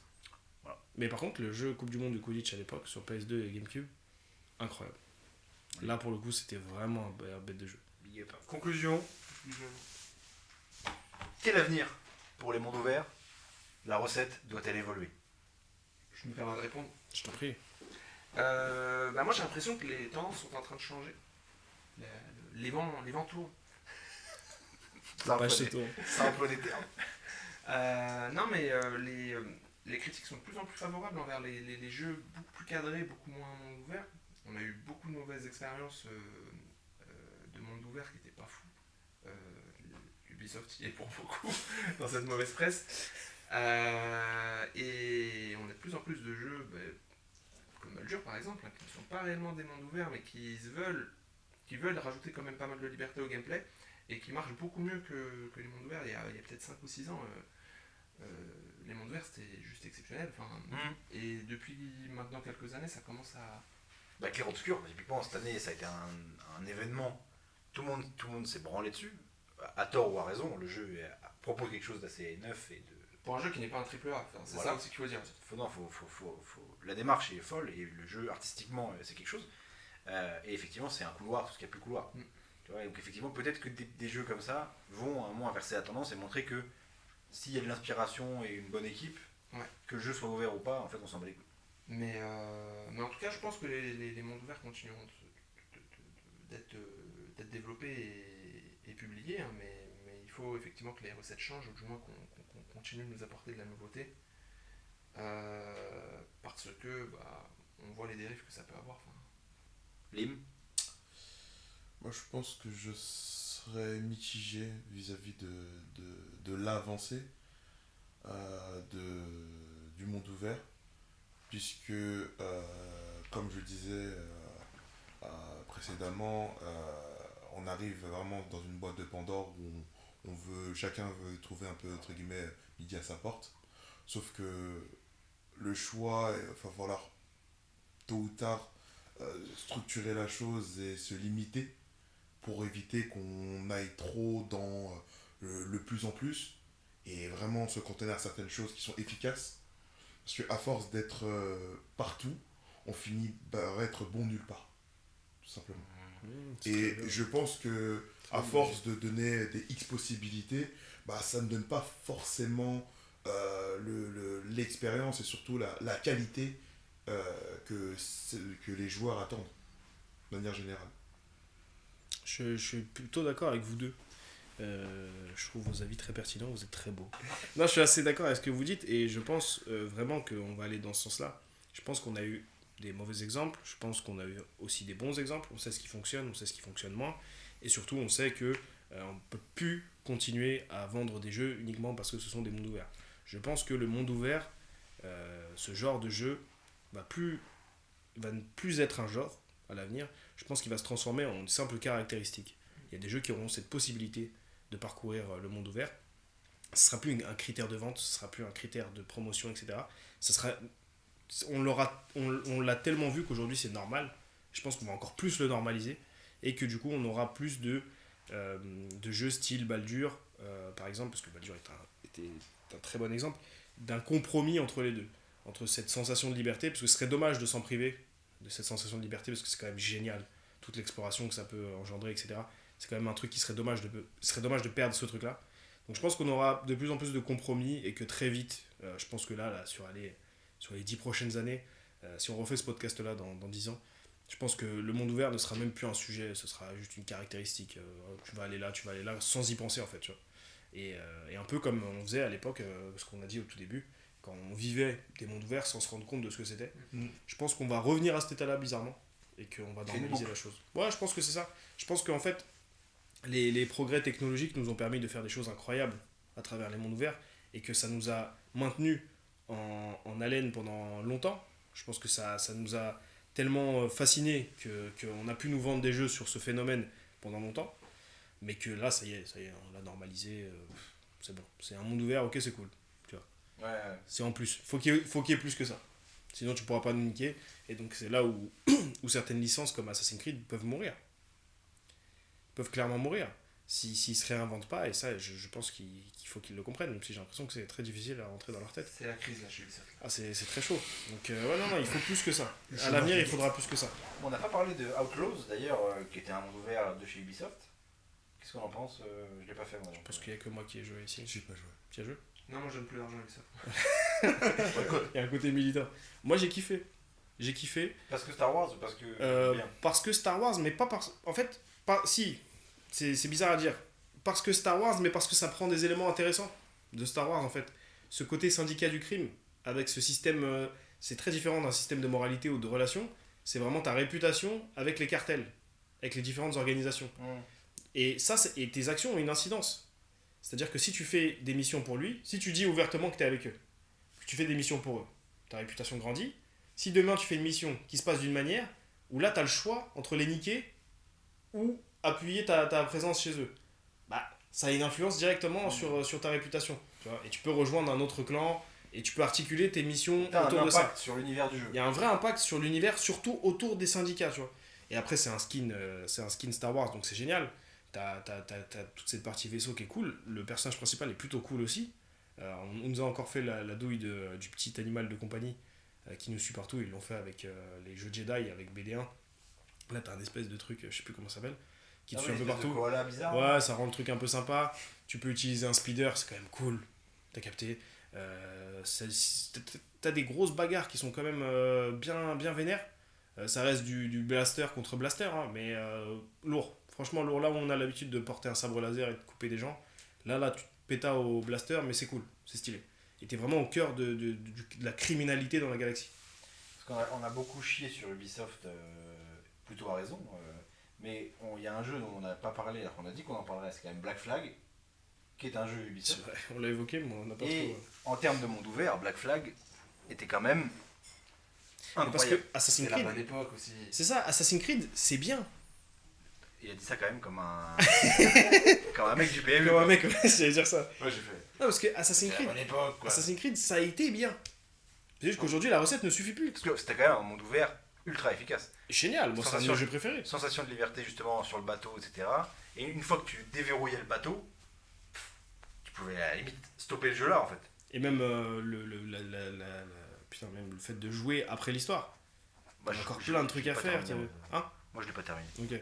Je me suis arrêté. T'avais, Quand j'ai eu le bateau, j'ai arrêté. T'avais les 4 bateaux légendaires qui étaient aux 4 coins de la map là, qu'il fallait se faire, c'était chaud. Déjà, il y avait des T'avais zones, encore c'était une chaud, grosse hein. Ouais, ouais, Parce ouais. qu'il y avait la marine, le gouvernement mondial là qui tirait dessus. Quoi. Oui, et puis des fois t'avais les chasseurs de primes qui déboulaient de nulle part. Ah oui. Tu sais, t'es dans une guerre de fous, il y a 3-4 bateaux contre toi, et là tu vois un fils de pute avec un point rouge qui arrive au loin là, avec leur voile bizarre là, ils avaient des voiles différentes. Non, non, Black Flag c'était quelque chose. Mais non, mais Ubisoft il. Et puis après Skull and Bones. Voilà. C'est vrai que c'est les mêmes mecs qui ont fait C'est ça. vrai que c'est vrai. Parce que N-Mode, moi je ne l'ai pas touché, mais Bah, t'as bien fait. j'ai ouï dire. Et c'était plutôt Quelle déception. salé. Non, mais c'est triste. C'est triste parce que c'était un bon studio Ubisoft. Et- Prince of Persia et les Sables du Temps. Sur GameCube. Ouais, Incroyable. C'est une autre époque. En plus, c'est des Français, hein. Canadiens. Il y a un studio à Montréal. Francophone. Quand même, tu vois, c'est quelque chose. Beyond Good and Evil, c'était eux aussi. Ils ont fait des sacrés trucs. Hein. Non, non, mais ils ont eu une bonne époque, mais là aujourd'hui, s'ils veulent survivre, enfin, si la licence Assassin's Creed veut survivre, il faut innover, mais innover sa grand-mère. Faut regarder ce qui a été fait, regardez God of War, comment ça s'est réinventé, regardez Zelda, comment ça s'est réinventé. C'est vrai que c'est- Il y a Pokémon aussi, on l'a pas évoqué. Je voulais l'évoquer, mais j'ai oublié. Oui, monde ouvert. Monde ouvert. Bah, Euh, Je m'étais dit qu'on pouvait terminer potentiellement sur. Parce que là, on est pas mal en termes de temps et on va certainement couper des trucs. Là, on arrive à peu près à 2 heures. Est-ce qu'il y a des jeux qui n'ont pas été évoqués ouais, c'est pas mal, c'est un petit fourre-tout. et dont vous aviez envie de parler rapidement? On va pas. Mention honorable, c'est ça. Mention honorable de monde C'est ouvert dont on n'a pas parlé. Bah, on citait Pokémon là, donc je me dis que c'est l'occasion. On a eu 2 jeux, non, même pas, on en a eu plutôt qu'un seul, qui est vraiment un monde ouvert, c'est Écarlate et Violet, qui a été vivement critiqué par la pauvreté Ah oui, c'était sûr. graphique avec laquelle il est sorti, le nombre de bugs qui sont encore effectifs aujourd'hui, hein, c'est terrible, il est sorti il y a 2 ans, plus de 2 ans je crois, et c'est toujours le cas aujourd'hui. C'est un véritable monde ouvert, c'est un monument des licences jeux vidéo qui s'est réinventé en full monde ouvert, et le côté monde ouvert est un peu passé à la trappe à cause de ces problèmes techniques, mais il est génial. Le fait de parcourir Paldea, c'est la région, de parcourir Paldea librement, de pouvoir choisir, t'es même pas obligé de faire les badges dans l'ordre que le jeu te propose, parce que le jeu te dit plus ou moins lequel est plus facile que Comme à l'autre. l'ancienne, Voilà. et Voilà, mais là, sauf que là, si tu vas aller au dernier badge direct, c'est un peu ce qu'on disait avec Breath of the Wild, si tu veux aller au dernier badge direct, bon, tu vas te faire soulever, mais tu peux y aller, tu vois. Donc t'as vraiment cette liberté, c'est cool, tu te balades, il y a des Pokémon partout. L'immersion, en fait, si ce jeu-là avait été d'une bonne qualité graphique, je pense que ça aurait été un colosse de l'histoire du jeu vidéo, vraiment. Parce qu'en termes de monde ouvert, et surtout avec une licence comme Pokémon qui s'y prête de ouf, ça aurait été un truc de fou. Mais voilà, bref, je voulais évoquer. Ouais, mais les jeux Pokémon, mais c'est comme Zelda avec. Comment il s'appelle Tears of the Tears Kingdom. of the Kingdom. En fait, ils sont limités par la console. Ouais, c'est ça le problème. Tears of Non, the mais là, Kingdom, c'est un DLC de Breath of the Wild. Ouais, mais là où Breath of the Wild et Tears of the Kingdom, même si graphiquement ils se ressemblent un peu, beaucoup même, ils sont quand même beaux, ils sont quand même agréables. Là, Oui, parce que, ouais, le jeu est moche et buggé. Ouais. C'est Les Game fou. Freak, ils ont beaucoup de mal avec ça. Hein. Mais c'est pour ça qu'on n'a pas eu de jeu depuis. Game Freak, ils ont du mal à passer sur ce côté 3D. C'est très bizarre. Parce que, complètement et là si ils ont élargi la durée de production des jeux Pokémon, c'est à cause de ça.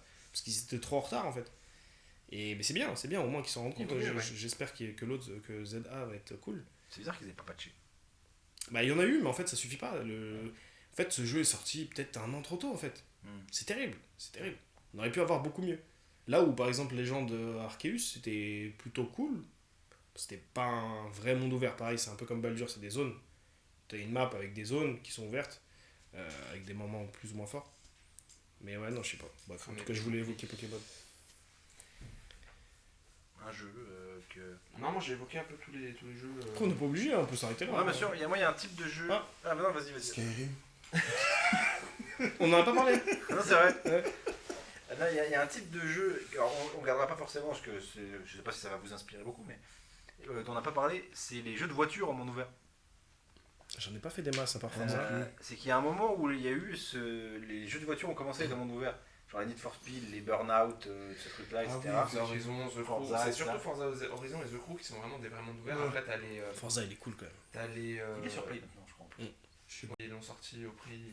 Au prix fort. Ouais, au prix Combien fort. Au prix où il est sorti il y a 4 ans. 70 balles quoi. Ok, bon. C'est normal, ils veulent pas qu'il y ait que Microsoft qui s'en mette plein les fouilles. Mais ça, par contre, vous trouvez ça normal que des éditions, après tant d'années, les prix ne baissent pas? Que la démat soit aussi chère, déjà, moi je trouve pas ça normal. Après tant d'années, Et à un moment, tu payes pas le conditionnement, tu payes pas la boîte. C'est un autre sujet, c'est Ah que. ouais. Mais la démat, le pire du pire, c'est que demain, les serveurs Sony ferment Ah bah pour voilà. X raison. T'as acheté tes licences sur le shop On a parlé de Sony, elles t'appartiennent Quoi pas. On en a parlé, on aurait pu faire un sujet là-dessus. C'était quoi? Du fait que justement, le jour où les serveurs Sony ferment, bah t'es niqué. les jeux des maths. Non, c'est pas ça que je disais. Je disais les serveurs des jeux. Tu disais pas les serveurs Sony. Ça, c'est encore un autre sujet. Mais Ouais, tu peux c'est toujours encore un jouer au autre jeu. Oui, sauf, oui, sauf que, effectivement. Si tu les pourras serveurs toujours Sony sautent, il y a plus de Bah, play. c'est fini. Ouais, tu Non, peux mais- plus rien faire sur ta play. Demain, par Bah en exemple, CD, Sony, tu rejoues en CD. ça n'arrivera pas, mais demain, Pas, je crois. Sony fait Enfin. faillite. Ouais. Demain, Sony fait faillite. Si t'as tes CD, tu peux continuer d'y jouer. Tu te mets en mode hors Ça ligne. dépend lesquels. Oui, il y a des jeux Il y a des jeux qui nécessitent où une le en mise ligne à est jour. obligatoire. Effectivement. Ouais, mais non, en mode hors ligne, tu peux jouer à tes jeux. Donc, ça dépend. En mode Par exemple, hors ligne. Need for Speed 2015, par exemple. Alors c'est un exemple qui me vient comme ça c'est anecdotique, mais c'est que du en ligne. Oui, non, Y a mais pas après, de si tu mode prends hors ligne. des jeux en ligne comme Fortnite ou des trucs comme ça, forcément. Mais par exemple, GTA 5, ta console est pas connectée à internet, tu mets le CD, tu vas pouvoir y jouer. Oui, ça je sais. Sur PC, moi j'y joue hors ligne. C'est vrai que la bibliothèque, le jour où Sony. Mais là, faut que Sony C'est mal flop. barré. tu vois. c'est mal barré. Ouais, mais tu prends l'exemple pour Sony, mais tu prends l'exemple pour Steam, pour. Ah oui, bien pour sûr. Epic Games, Je veux dire, là, on a c'est des années-lumière de ça. c'est encore autre chose parce que du coup, Steam, les licences t'appartiennent vraiment. T'as vraiment quand t'achètes un jeu, t'as vraiment. Oui, il est téléchargé sur ton PC.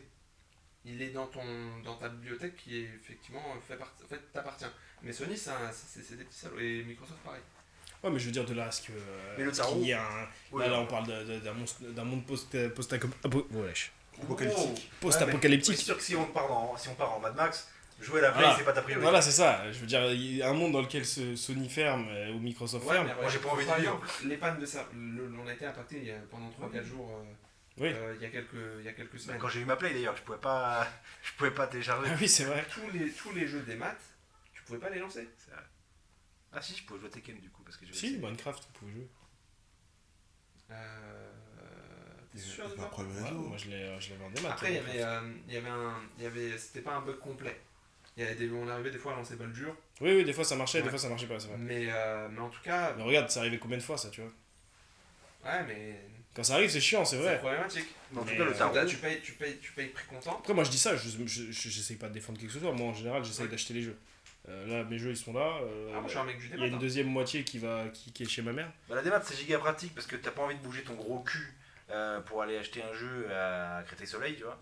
Bah, il y a aussi ce côté des maths, t'as quand même beaucoup de promotions aussi là, dans l'année. Oui. Il y a systématiquement des promotions. Mais quand Des t'achètes fois, tu un tombes jeu, sur des putains d'affaires. quand t'achètes un jeu plein pot en démat, alors t'as pas la boîte, t'as pas machin, etc., ça fait mal au derche. Ça fait mal au Toi, derche. Silent Hill Moi, je 2, le fais j'ai pas, acheté ça. 70, Ouais, non. 70 Ouais, balles. jamais. 70 balles, ça pique. Le seul fois où j'ai fait ça, moi, c'est pour Hogwarts Legacy. Parce que je voulais y jouer à minuit. Day One. Ouais, J'avais même pas Day One. 1 hour. C'est ça que je voulais. Minute one. il a mis sa console en Nouvelle-Zélande C'est pour, ça. pour l'avoir en avance. J'ai dit c'est mort, à minuit il commence à télécharger. Non, même pas, tu pouvais le télécharger avant. Carrément. Pour commencer à jouer à minuit. Waouh.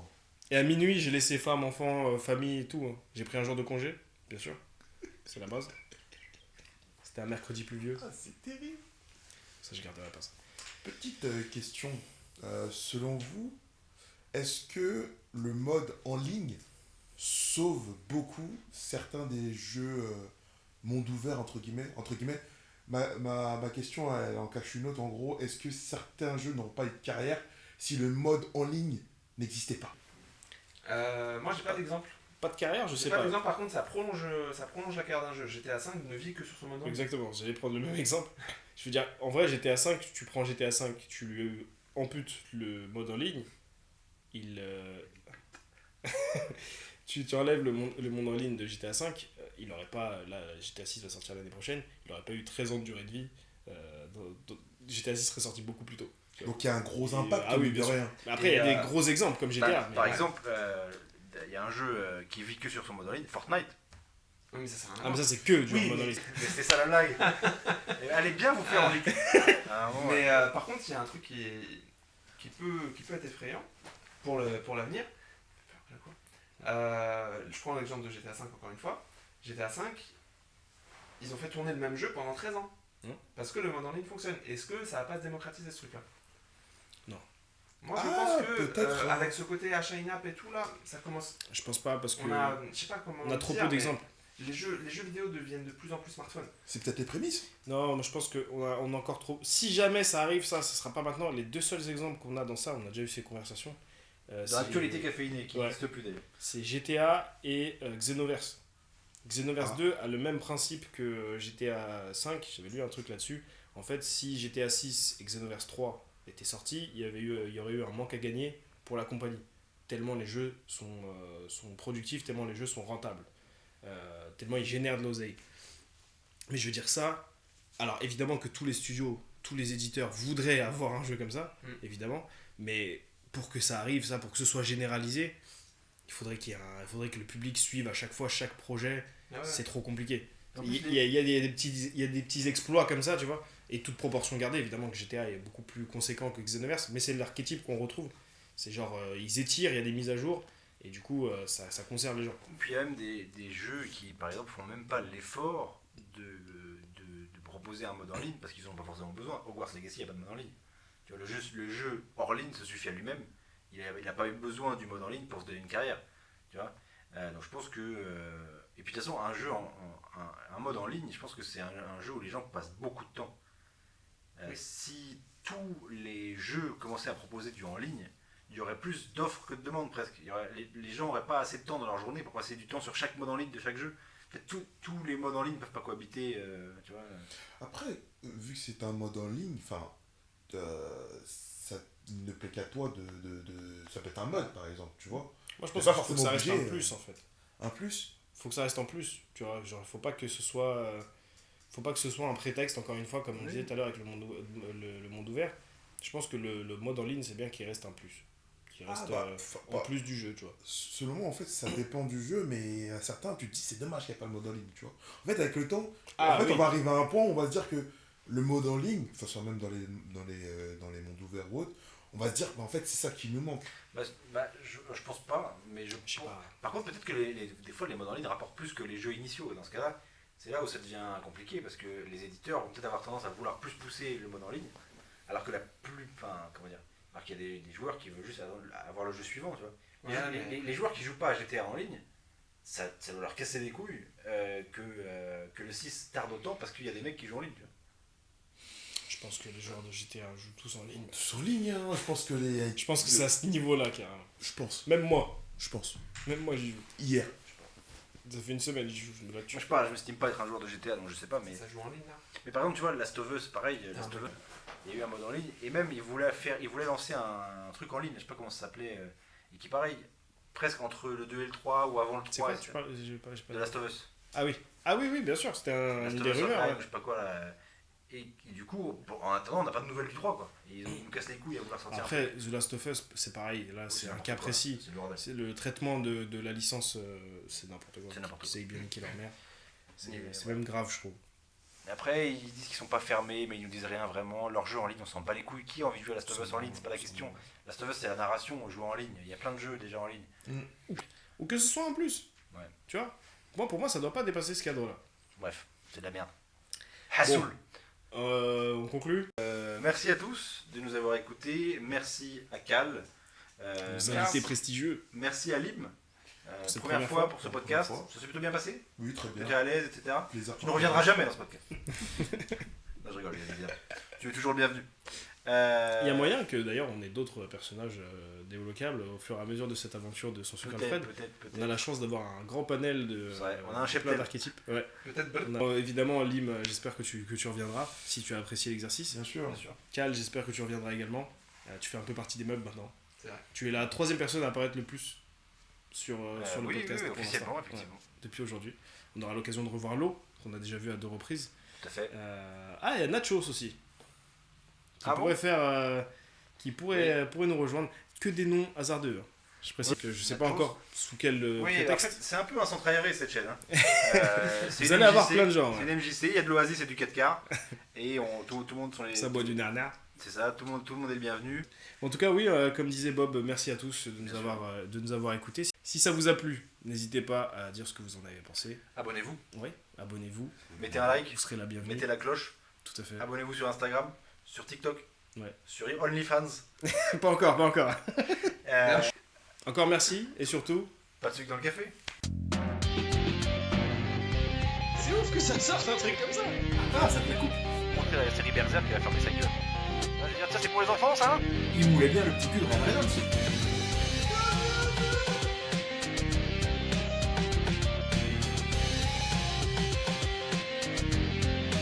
T'as besoin des darons.